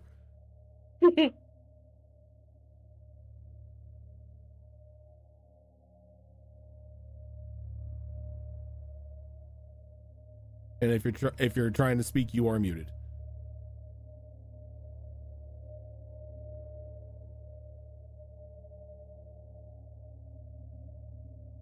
So Mia, you run out to the front. You come out to the foyer again, and you see Nolani and Kel sort of like in half-worn cloaks and weird t-shirts around their head. Fuck, we did take those off, didn't we? What happened this time? Why are you dressed like that? Disguises. Yes. Disguise. I can still see your faces, though. Not when I do this. Yeah, and he does the same thing. He sort of ties it up, and all you can see is his eyes. All right. What are you disguising yourselves from? The sky.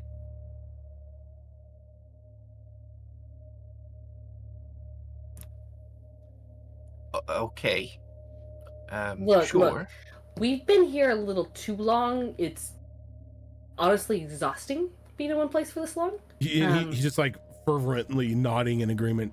Like, so we can't even beat the hell out of each other to burn any of this off. It's that bad. Yeah. So we figured we'd go try and find some amulets. The ones that would protect us from the sky seeing us. Okay, so we've been home for barely 3 days, and that is we've been home for 3 days. Far too much for you guys. Yes. Apparently. Yes. So you decided to put shirts over your heads and venture out beneath cloaks too. The sky full of eyes. Well, we had the cloaks too. I mean, yeah, forget the cloaks. Right. My apologies. And cloaks as well as shirts. And figured that was sufficient to hide you from the sky full of eyes. And you went venturing outside in search of, amulets? Yeah, the amulets that make the sky not be able to see you. I mentioned them earlier. I must have been in a different room. I wasn't privy to that particular conversation. I was probably showing your brother the laboratory. Maybe. That's what we went to do. It worked, by the way, because the guy did not see us. Nope, it saw someone else and kind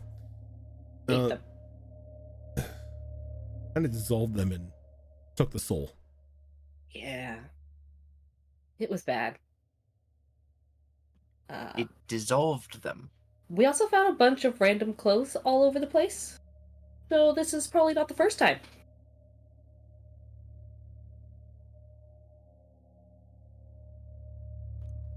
That's actually probably what saved us. It thought us we were a pile of clothes. So you witnessed somebody being dissolved, and they're By a floating eye. by a floating eye, right? Mm-hmm. And you said their soul was consumed or taken or something of the sort. Yeah. I'm gonna take his word for it. It was some sort of green light thing. Nalani, did this by any chance even remotely resemble what it looked like when my essence was taken from me? I wouldn't know. I wasn't there for that. I was with the Snow Mother. That's right, you weren't. Well, Yeah, that's and unfortunate. I wasn't here. I didn't see that either. We hadn't met yet. Yes, that's right. We my apologies. Well, this is, I think, more than a little bit concerning. Perhaps, I know it's difficult. Pretty sure the whole town's dead. Don't go outside. Again, not yet, anyway. What are we supposed to do then? Do something that challenges your minds instead of your bodies? What, like read a book? Yes, I've got plenty. You can borrow one. It only keeps me occupied for like an hour, and then I have to get up and run around. Mm-hmm. Have you tried running around while reading? Yeah, it makes me very nauseous. Sounds like a vomit-inducing Understandable, yes. task.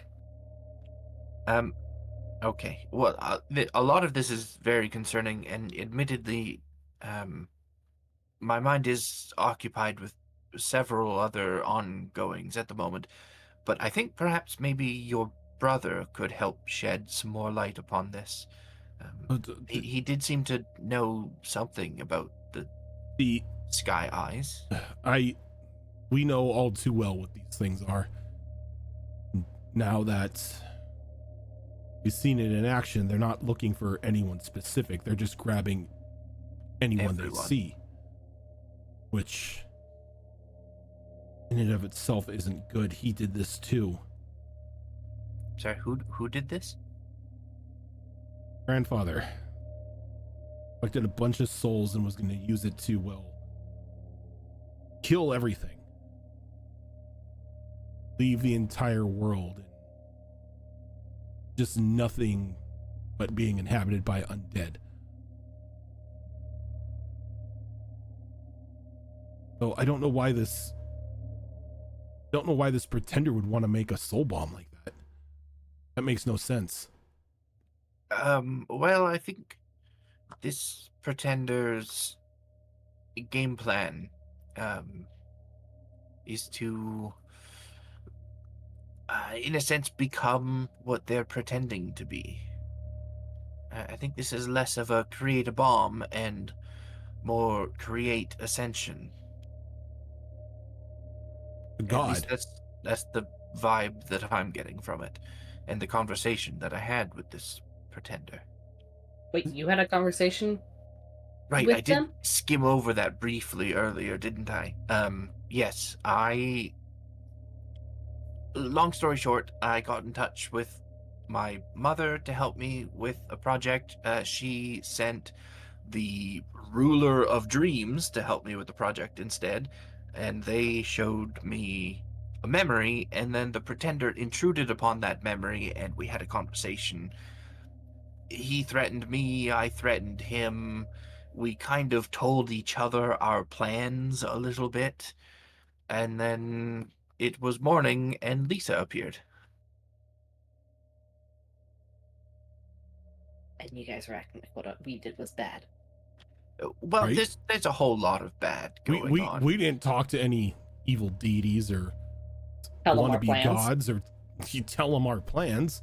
We just went out to look for amulets. I apologize if it seemed like I was scolding you a moment ago. It's just a lot. I'm sorry. I didn't mean to be that way. But this is very concerning, and I think we should find a way to hide from these eyes. But He kind of sooner rather than later, we need to put a does stop. this, just pointing at the shirt and cloak. That we're still wearing. Perhaps a less cumbersome way. If we could get our hands on some of these amulets that hide us from the sky eyes, if such a thing exists. Yeah, come up with a better name than Sky Eyes. Well, I don't know what this thing is. You said it's been used before by your grandfather. So is it some kind of magic, or are the sky eyes a creature in and of itself? It's sort of a combination of scrying magic and summoning.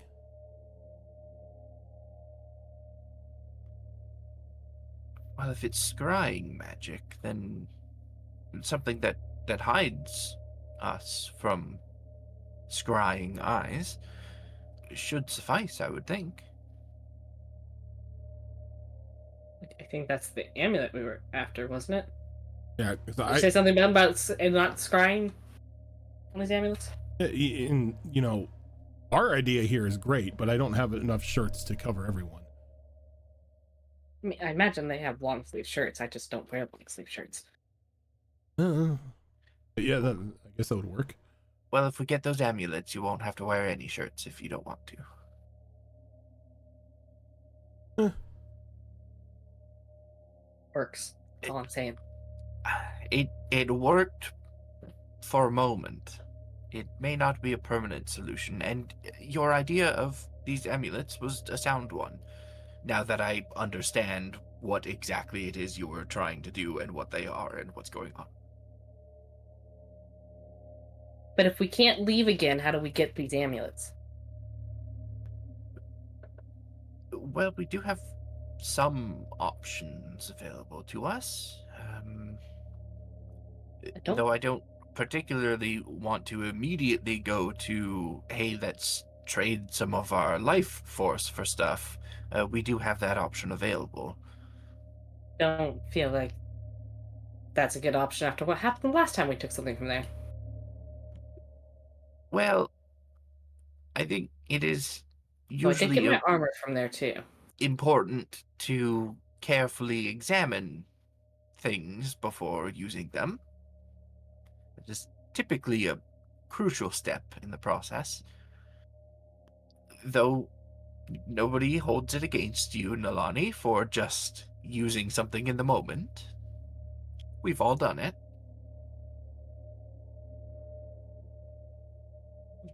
Almost more than most. Yes. I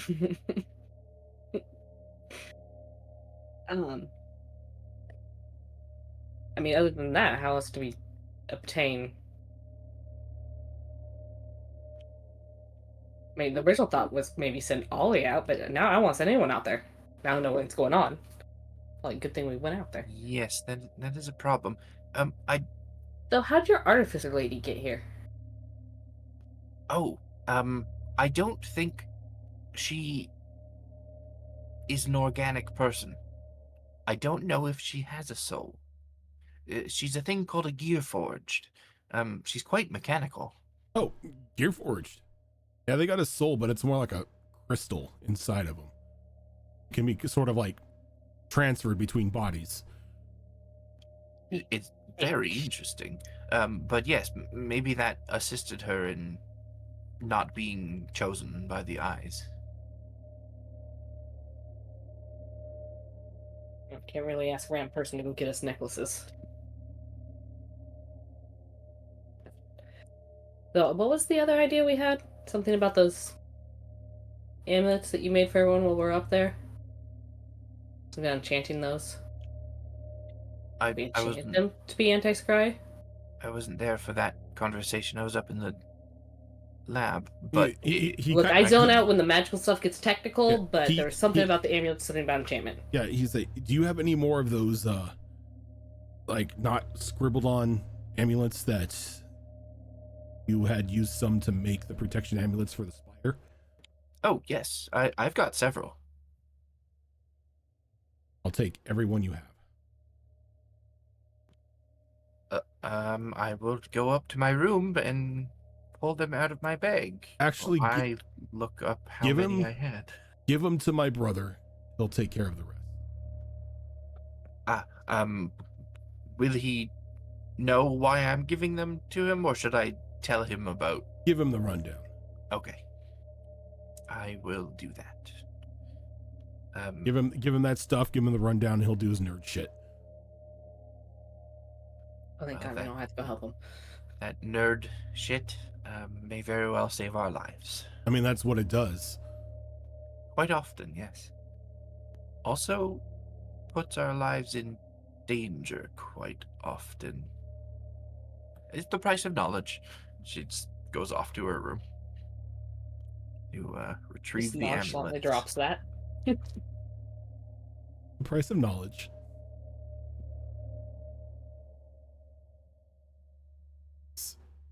You wander off, kind of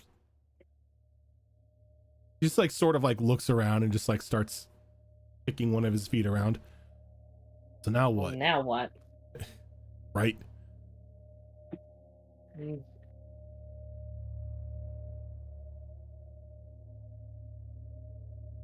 Can't fight. Can't go outside. I doubt this is limited to our area, so we couldn't go somewhere else to go outside. So what?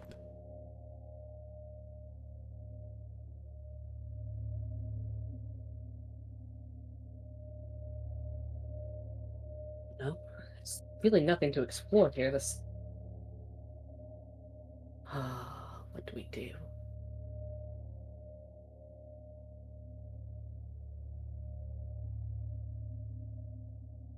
I'd say cook, but then I doubt the kitchen's gonna let me in there. Oh yeah, your kitchen eats people, huh? Does it eat people? I don't know. It makes food. I heard something like that. I think Kemek told me it ate people. Kemek would know. Unless Kemek was trying to scare you. Then they lied.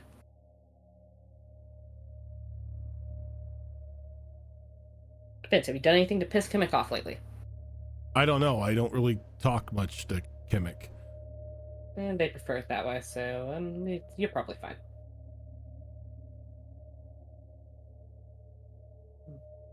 Let's see, what else can we...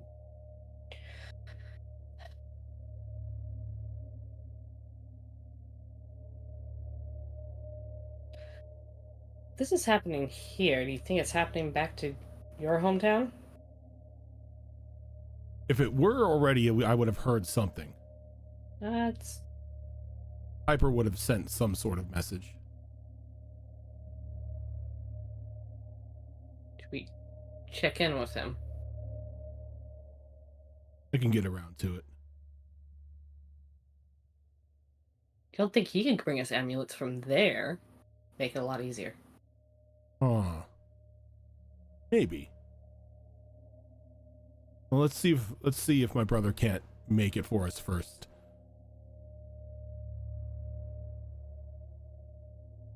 He like sort of like starts walking up like the stairs. I'm gonna go jump in the hot spring, see if that doesn't bring any ideas to mind.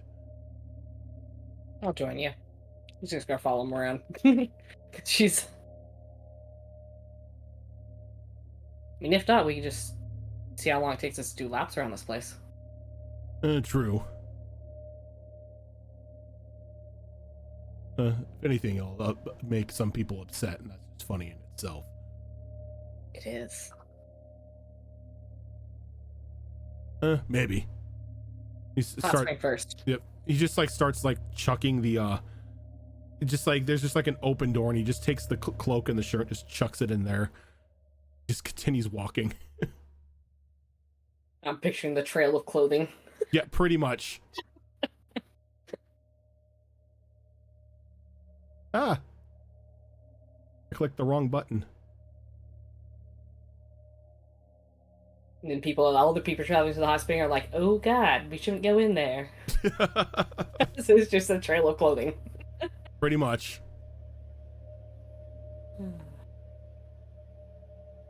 But as you two go off to the hot spring, Yuriko, Azrin, are you here? Yes, I am. Okay. I'll be back to baby's wake. Yep. So as you're sitting there,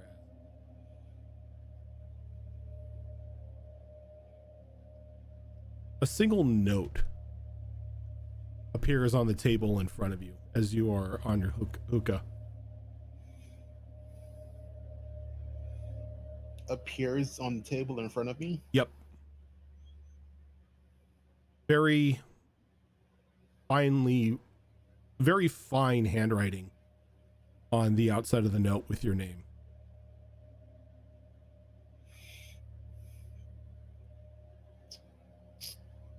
Do I recognize the handwriting? No, there wouldn't be any reason why you would.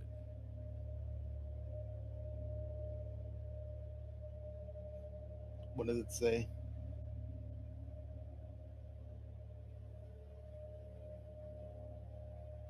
You open the note, darkness sort of swirls around you. Oh, great.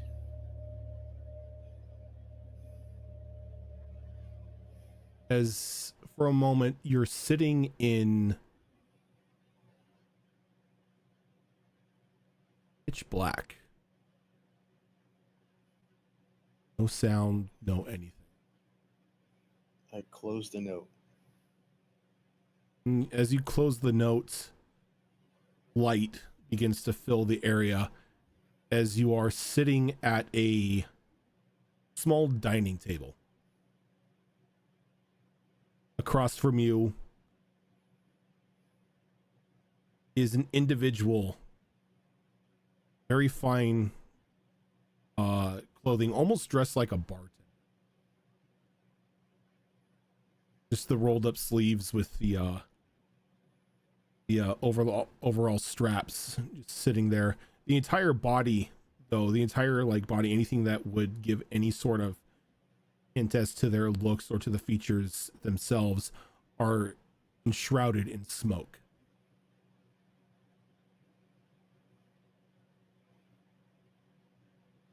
I'm sorry, I had to get a closer look. I apologize for the sudden whisking you from your home. Are you the one who's looking for me? Indeed. My God, you were exquisite.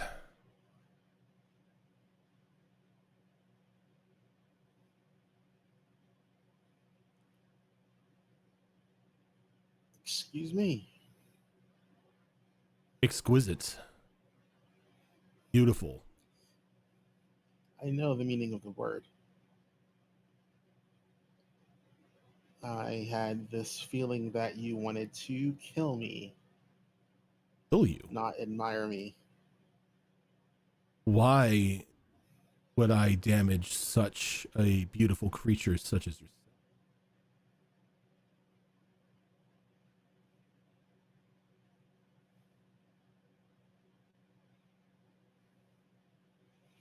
And all I see is like well-dressed smoke.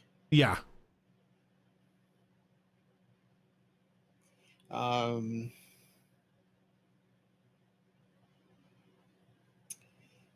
How versed am I in planar knowledge?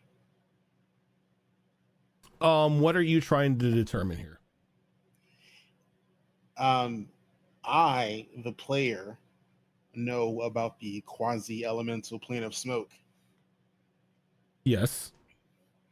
I want to know if my character has some inkling beyond the prime elemental planes. Go ahead and just give me a straight up intelligence roll.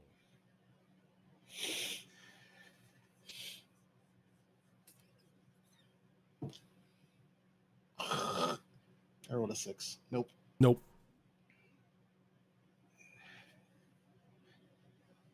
You look uneasy. Well,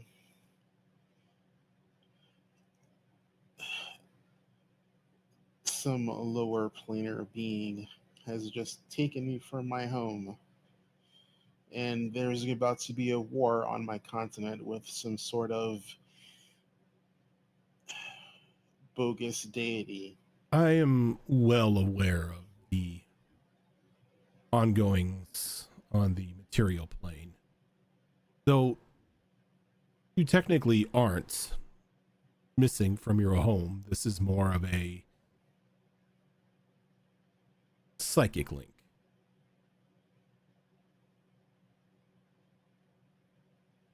You are still sitting in your lounge, hookah in hand, staring at a letter.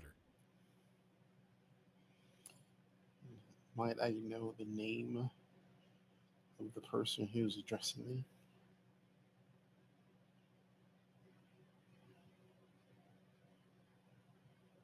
Kind of looks at you for a moment and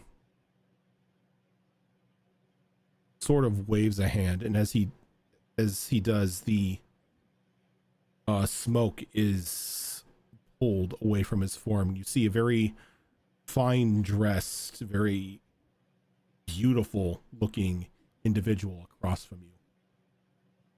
Soft red skin, silk black hair, just very soft features on their face. Horns that seem to be almost filed to a tip.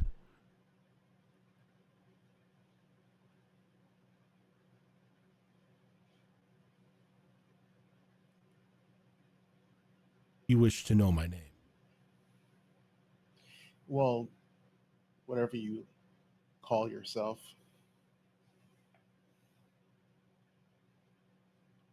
What is it you would call me? If you had the choice.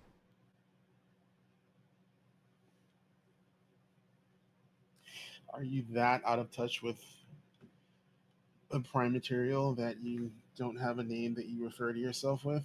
Oh, I have many names that I refer to myself with when dealing with individuals that I wish to barter with or use for other means. Though this between us is different.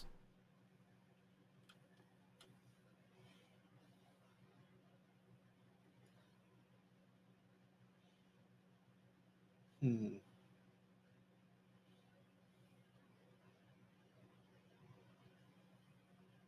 If not, I can give you a humanoid name. I'll just call you Hayato. Call me what? Hayato. Hayato. Very well. Then to you, I am Hayato.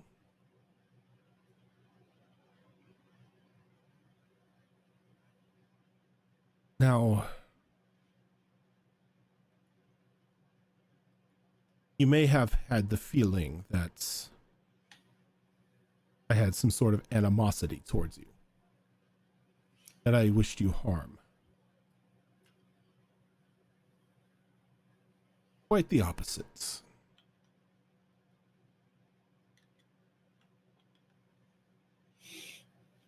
I wish for your heart. I'm kind of using it at the moment. Your what? I'm kind of using it at the moment. No, not in that sense. Not like as cut it out of your chest, still beating. No.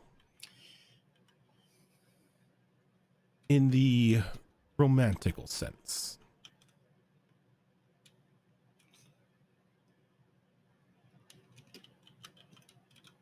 I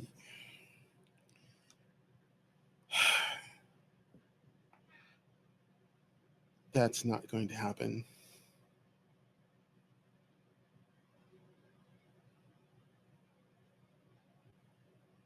So quick on the rejection. Well, I kind of have an issue with your kind.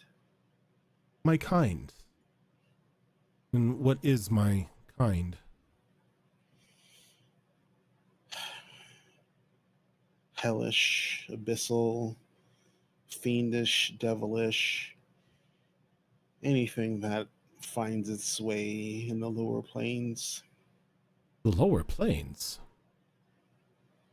You're not in the lower planes, and I myself am not from the planes. Red skin, horns, penchant for dressing obscenely well. Well, my heritage may be that of an outsider, but that was not of my choosing, and I don't think one's choice in fashion instantly makes them evil or devilish in that sense. I simply believe in a well-maintained form.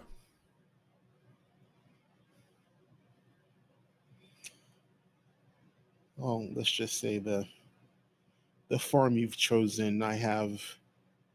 It's not a form I chose, my dear. It was the form I was born with.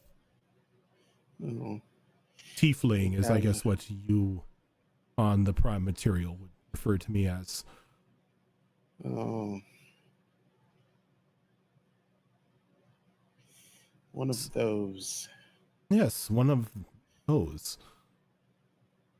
Not necessarily inherently evil and definitely not responsible for anything that other outsiders may have done to earn your mistrust. She looks around and she goes, "You're unusually powerful for This is someone who's half-blooded." simply a common sending spell, just with a little flourish. Well, I'm sorry, I'm not that familiar with magic. It's something I'm not really It's understandable. accustomed. But I hope that you can see that I mean you no harm, and my quest isn't to destroy you in any sense. There is no animosity between us. So as I was tumbling through the hells, my tormented figure just tickled your fancy. Well, it's not every day that as you are procuring reagents and whatnot, that a random beauty just flies across the skies of the hells. It's quite a one in a million chance. Quite a sight. One I'm not ready to repeat anytime soon. I would assume not. You were screaming quite a bit. Well, let's just say it's the hazard of being mortal. A hazard we share.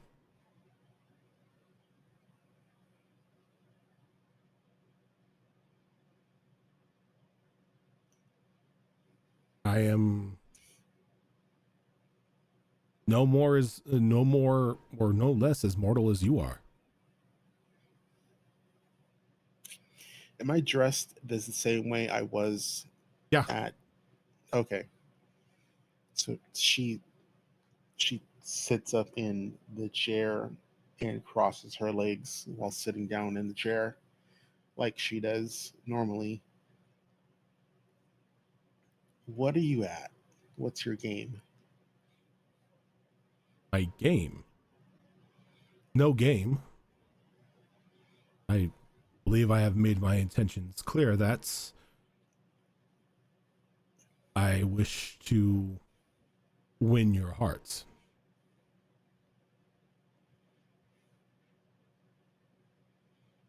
Be it by any means or tasks necessary that are required to do so.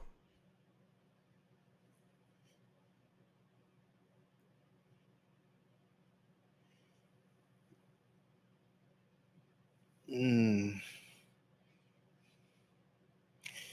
You have to forgive that I have a real hard time trusting anyone with uh,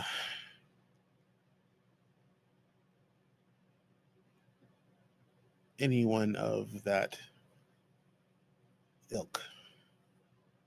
Ilk. That word again. I'm sorry, I do not understand what you mean by ilk. Fiendish, devilish. I am Again, neither. I may have red skin and I may have been born with horns, but I am no less mortal than you. Well, that's just means your progenitor isn't as high up on the food chain as one could be. I don't know. My parents seem to have a very loving and healthy relationship. Well, He apparently. he is a painter and she is an author. I mean, What is up with your kind? what kind? Like you, Tieflings well, or the wealthy? the in the well, tainted would be the wrong choice of words, Yeah, it's rather but insulting. I mean, tainted would mean that there was some sort of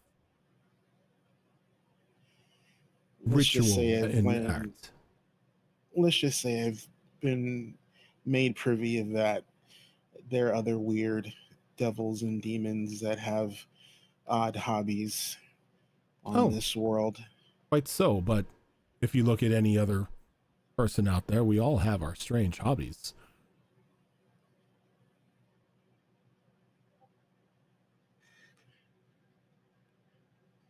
I tend not to judge individuals based on their hobbies or interests, more their actions.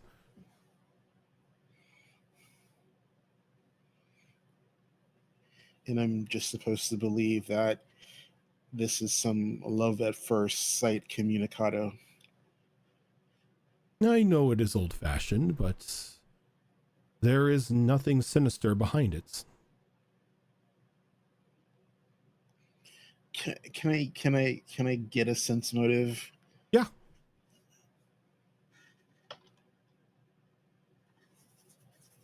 Let's see. Maybe you'll roll better than the last one. Yeah, that's not a horrible roll. Let's see. That's will, right? Wisdom modifier? It's insight, yeah. Oh, that's right. It's a +2, 17. 17? He doesn't really seem to have, like, the tone of his voice doesn't seem to be hiding any sort of ulterior motive. Though the way that he speaks is very guarded.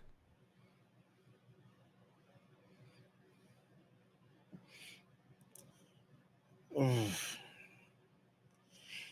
feel like you're hiding something from me. I assure you that I am not. This is just a formal announcement of my intentions. So, whenever I'm not in some mortal danger, I should expect more love notes from you. I believe the next time that we would see one another would be in person. I apologize. I would have made the call in person this time around. It's business took me otherwhere. Well, I guess out of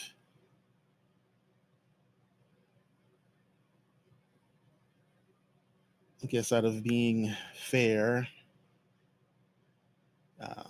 our continent is not in the best of states at the moment.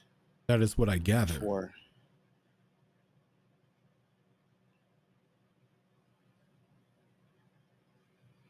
Yeah, well, we're about to do something reckless and stupid, so um, odds are I may not be around much longer. So,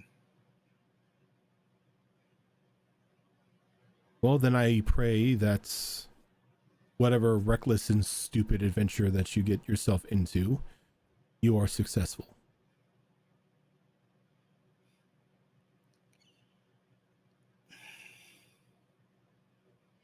she just looks at him very puzzlingly. Did I say something strange? No, I just don't understand this whole situation. Have you never had a gentleman caller before?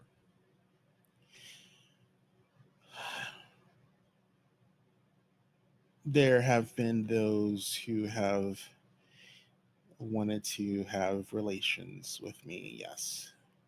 But that is the price one pays for being of the fairer sex. I assure you So, that my intentions are not as straightforward, vulgar.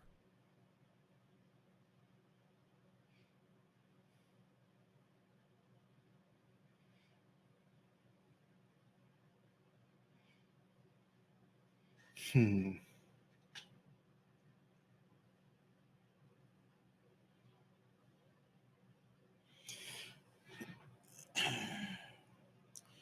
And she's gonna just say in Infernal, like, in Infernal, how do I know I can trust you?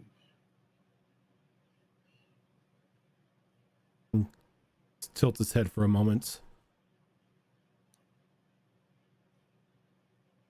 Is there a way I can prove it to you? As he responds in Infernal.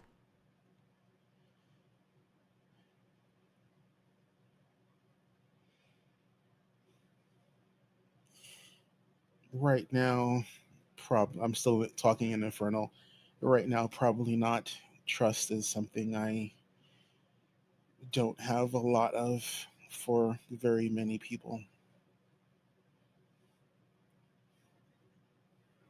You were to think of a task for me to complete to prove my loyalty, you can consider it done.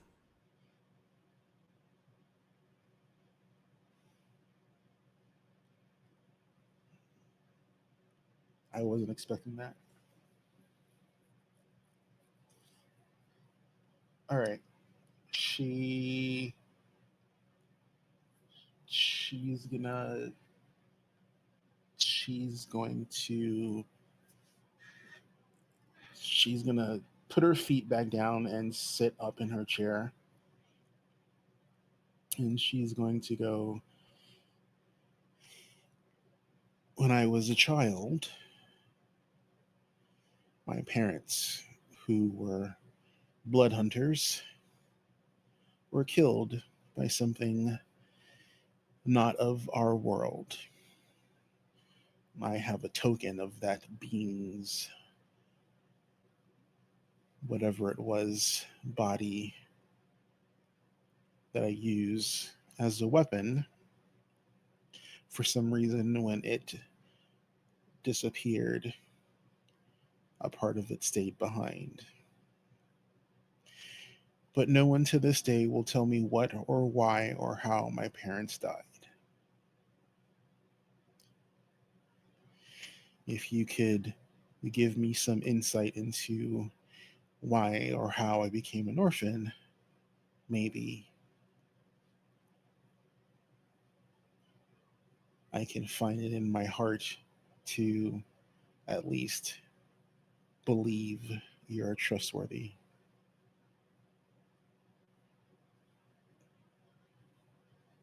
What were your parents' names? I did not write them down. I have to send them to you, All right. but I will. I will send them to you. I never wrote them down because I did not know if they were going to be a plot point or not. Oh, you just made him one. Well, yeah, I wasn't expecting to. They're just going to be a broody backstory.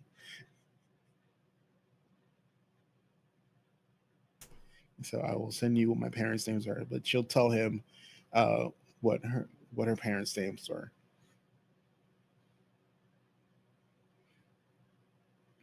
I will begin my search of knowledge post haste.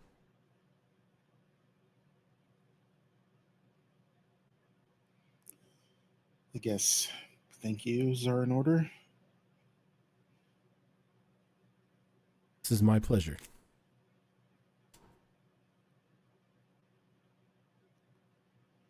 But I'm afraid the candle is burning a bit short, so I am going to need to bid you farewell for now. But if you need me, just simply open it and speak my name. And see, he says that you're enshrouded in dark for a moment, and you appear back in your seat in the foyer, your hookah in hand, and now replacing the letter is a small golden locket. Is a small golden what? Locket. She's gonna just, out of curiosity, click it and see if it has a picture of him in there. So as you click it, you can see that there's a picture of your mother and your father inside of it.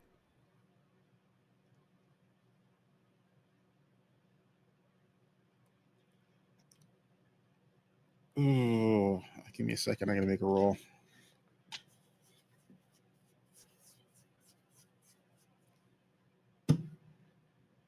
Oh, she breaks down in tears. It's like she drops her hookah pipe and she just like, because she has no pictures of her parents. So their actual image is kind of fuzzy in her head. So to have an actual picture of them, I failed my your wisdom save. Failed my wisdom save. I rolled woefully below a 15. So, if anyone is near Yuriko, she is looking very longingly and lovingly into the locket and like bawling her eyes out.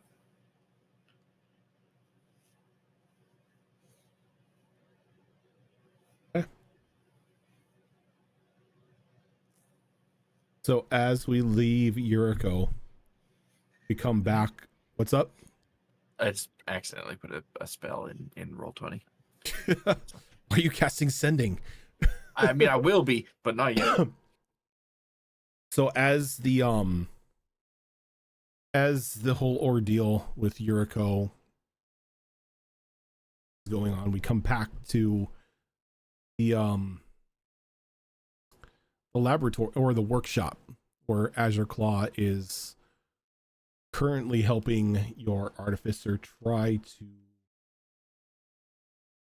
melt down the first sample of the shaved coalesced mana crystals.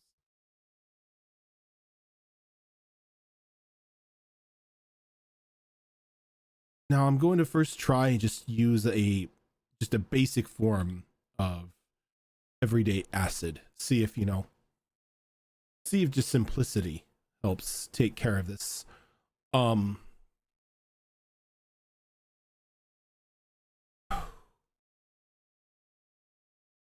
Judging by the size of the shaving, a negative effect shouldn't be too destructive.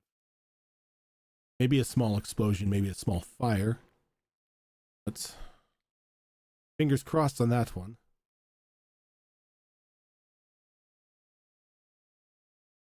Well, as far as I know, only explode when cracked or broken. Let's hope if it does cause it to dissolve a bit that it's an even dissolving and nothing cracks or breaks in the process. When I give you a nod, can you pull that lever there to release the acid down onto the shavings? Mm-hmm. And she just gives you a quick nod. Pull the lever. Pretty much.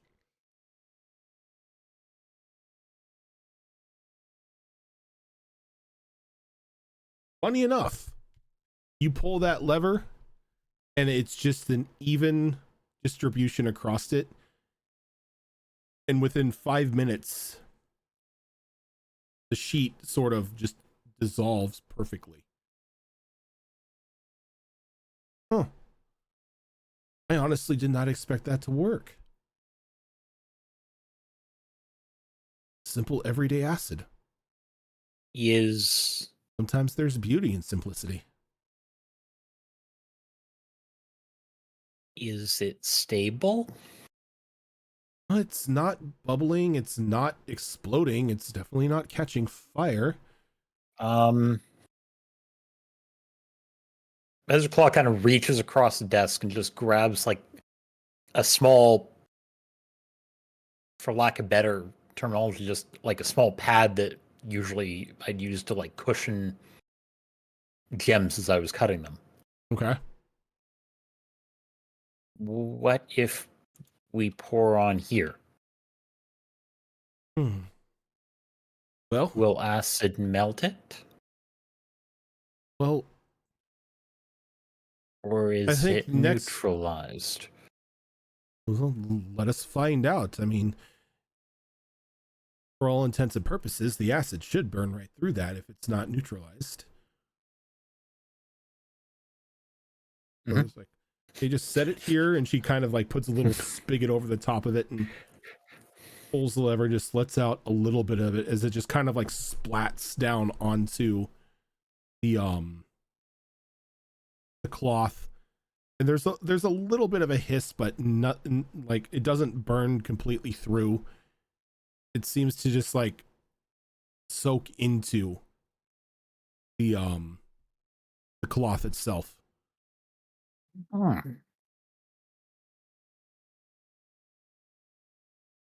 Well then, seems we have the first 2 steps in the process complete.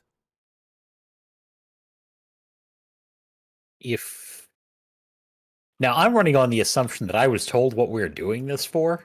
Yeah, she's giving you a rundown that she's trying to, like, this is going to be turned into an ink. Yeah, that that she's trying to turn it into an ink that can be used for safely tattooing living flesh. Need something to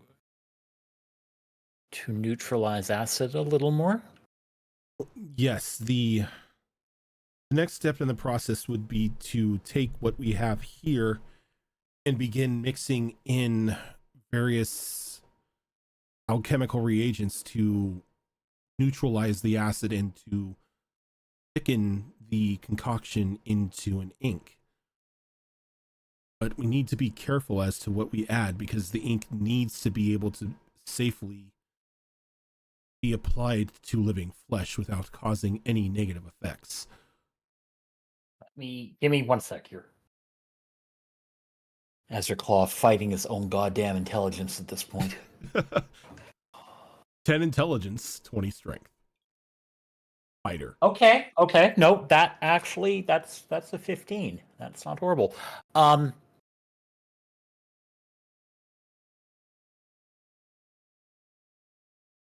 I've got a stockpile of just rocks, don't I? You definitely have a stockpile of rocks and various because a like lot of them aren't even gems. A lot of them are just rocks for basically abuse until I break something. What do you figure the chances I've got something in terms of limestone sitting in there? Given your adventures and given that you've been collecting rocks all over the place, you probably have a small collection of limestone.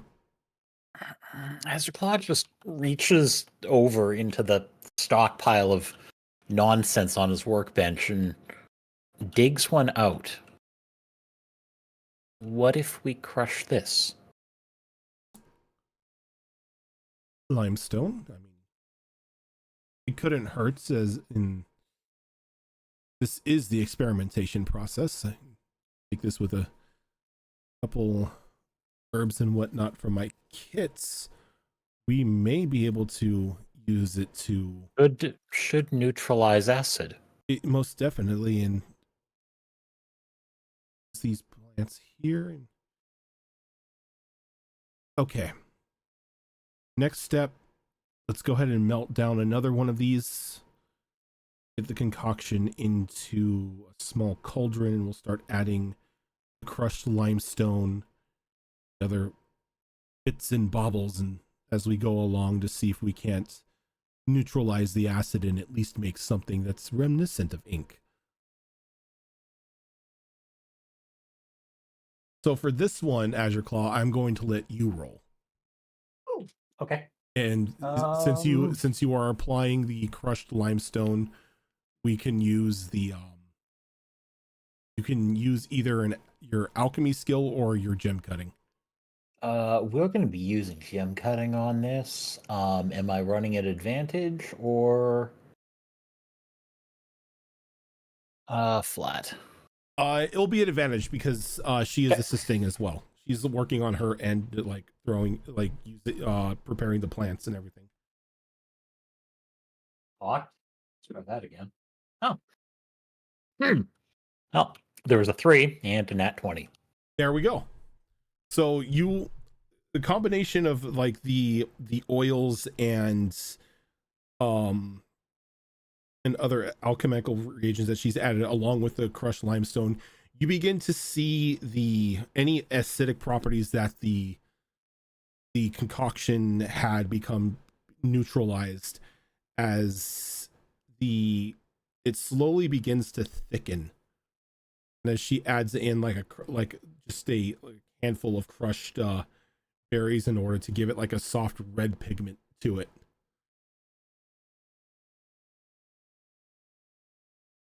Well, it looks like ink.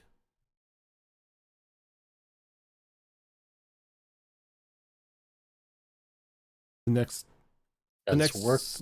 it work like ink? We're gonna need some flesh to test that out.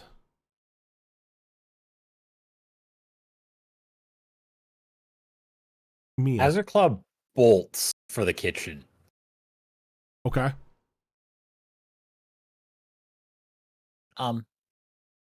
Kitchen? You hear like a soft like grumble from the other side of the door. Possible to get raw leg of egg?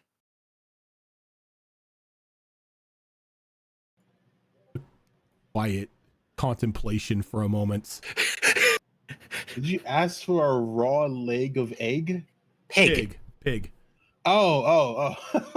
it's like And out from just like a small shutter opens Skin on a counter as a raw leg of pig is just pushed out from the other side on like a little tray. Skin still on? Skin still on. Azure Claw grabs it and runs back to the workshop. And Mia, at this time, you see Azure Claw just booking it back to his workshop, just like pumping his arms. He's got a raw leg of pig in his hand. Can only assume that means the project is coming along nicely.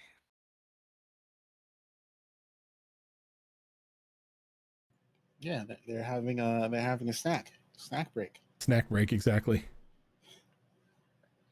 I won't judge their choice of snacks, not too loudly anyway.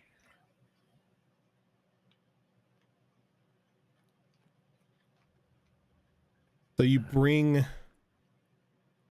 the pig back, the leg of pig in, and you could see that she's loaded the ink into this this needle. Well, everything has gone well so far. Let's go ahead and see what this does. She begins to like just tattoo like a very poorly drawn smiley face onto this leg. Kind of like sits back. As you can see that there's a bit of like a reaction from the tattoo itself and the flesh of the pig leg. There's like a soft red sheen kind of covers it for just a moment. And it settles. Did not blow up. It didn't burst into flames. Not entirely sure what it did, but we may want to keep this leg under observation for the next 24 hours before we start mass producing this ink, just in case. Maybe cover with something? In case it does explode? She like looks around the shop and she grabs just like this like little glass container and she just puts it over the leg. Will do. I guess now all that there is to do is to wait.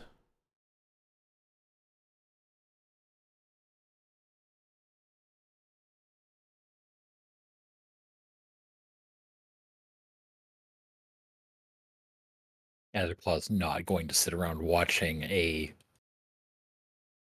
ham hock basically sit under glass for the next 24 hours. So she just I'm going back to work. You see her pick up a stool, set it and just sit down in front of the container and just like jotting down notes every once in a while and just sitting there quietly watching the leg of pig, making sure that nothing happens. I'm gonna shrug and go back to work now. Okay. And as this goes on and Yuriko is crying over the newly found image of her parents, Nolani and Elle are enjoying time in the hot springs, and Mia is doing whatever Mia is doing. This is where we are going to end for tonight. As what comes next, I hope that the entire group is able to get together for next week.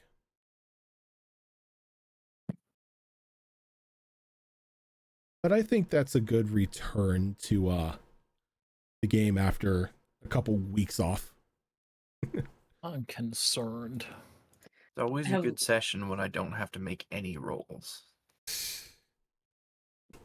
You're not the one sitting with an explosive ham hock on their desk. Every one of the rolls that we made for that concoction was a nat 20. Damn. See, I knew I entrusted the right people with that project. Man, that could have gone so badly. Mia has skills in project management. All right, but yeah, I guess she's top performer this month, right? But yeah, that is going to do it for us this week. Here on Destiny Forged, anyway. This is not the only show that we do. I believe tomorrow is another episode of Tales of the Outer Rim, which is our Star Wars campaign run by Tiltbot. On this upcoming Thursday, if all goes according to plan, should be the return to Mass Effect Horizons, which is a Mass Effect 5th edition mod run by Zorro. On this upcoming Saturday, we will have Withered Wastes, which is another 5th edition game that I run. And then we'll be coming back here on Monday for Destiny Forged, which is technically our flagship show and longest running show here on the channel, as we are in our currently in our third campaign. But if this is, and if you tuned into the last Behold lore, you'll also know that campaign 4 is in the works. yep, Oh God. campaign 4 is in the works and ready to go. So You have so much faith in us to not destroy this place. oh, that's why campaign 4 is already in the works, just in case you fail. Are we still playing Would Be Heroes on the 20th? Yeah, thank you. Yes. On the 20th or the 27th. The 27th. That's the 20th, because the 27th someone couldn't You're make it. right. You're right. So yeah, on this upcoming Saturday, we have another episode of our once a month Kids on Bikes modded game of Would Be Heroes. So that will kick off Saturday night. I need to let Cass know. I completely forgot about that. But yeah, for now we are going to head on out. Thank you so much, everybody, for tuning in, and we will see you tomorrow for more Tales of the Outer Rim. I'm waving. Same.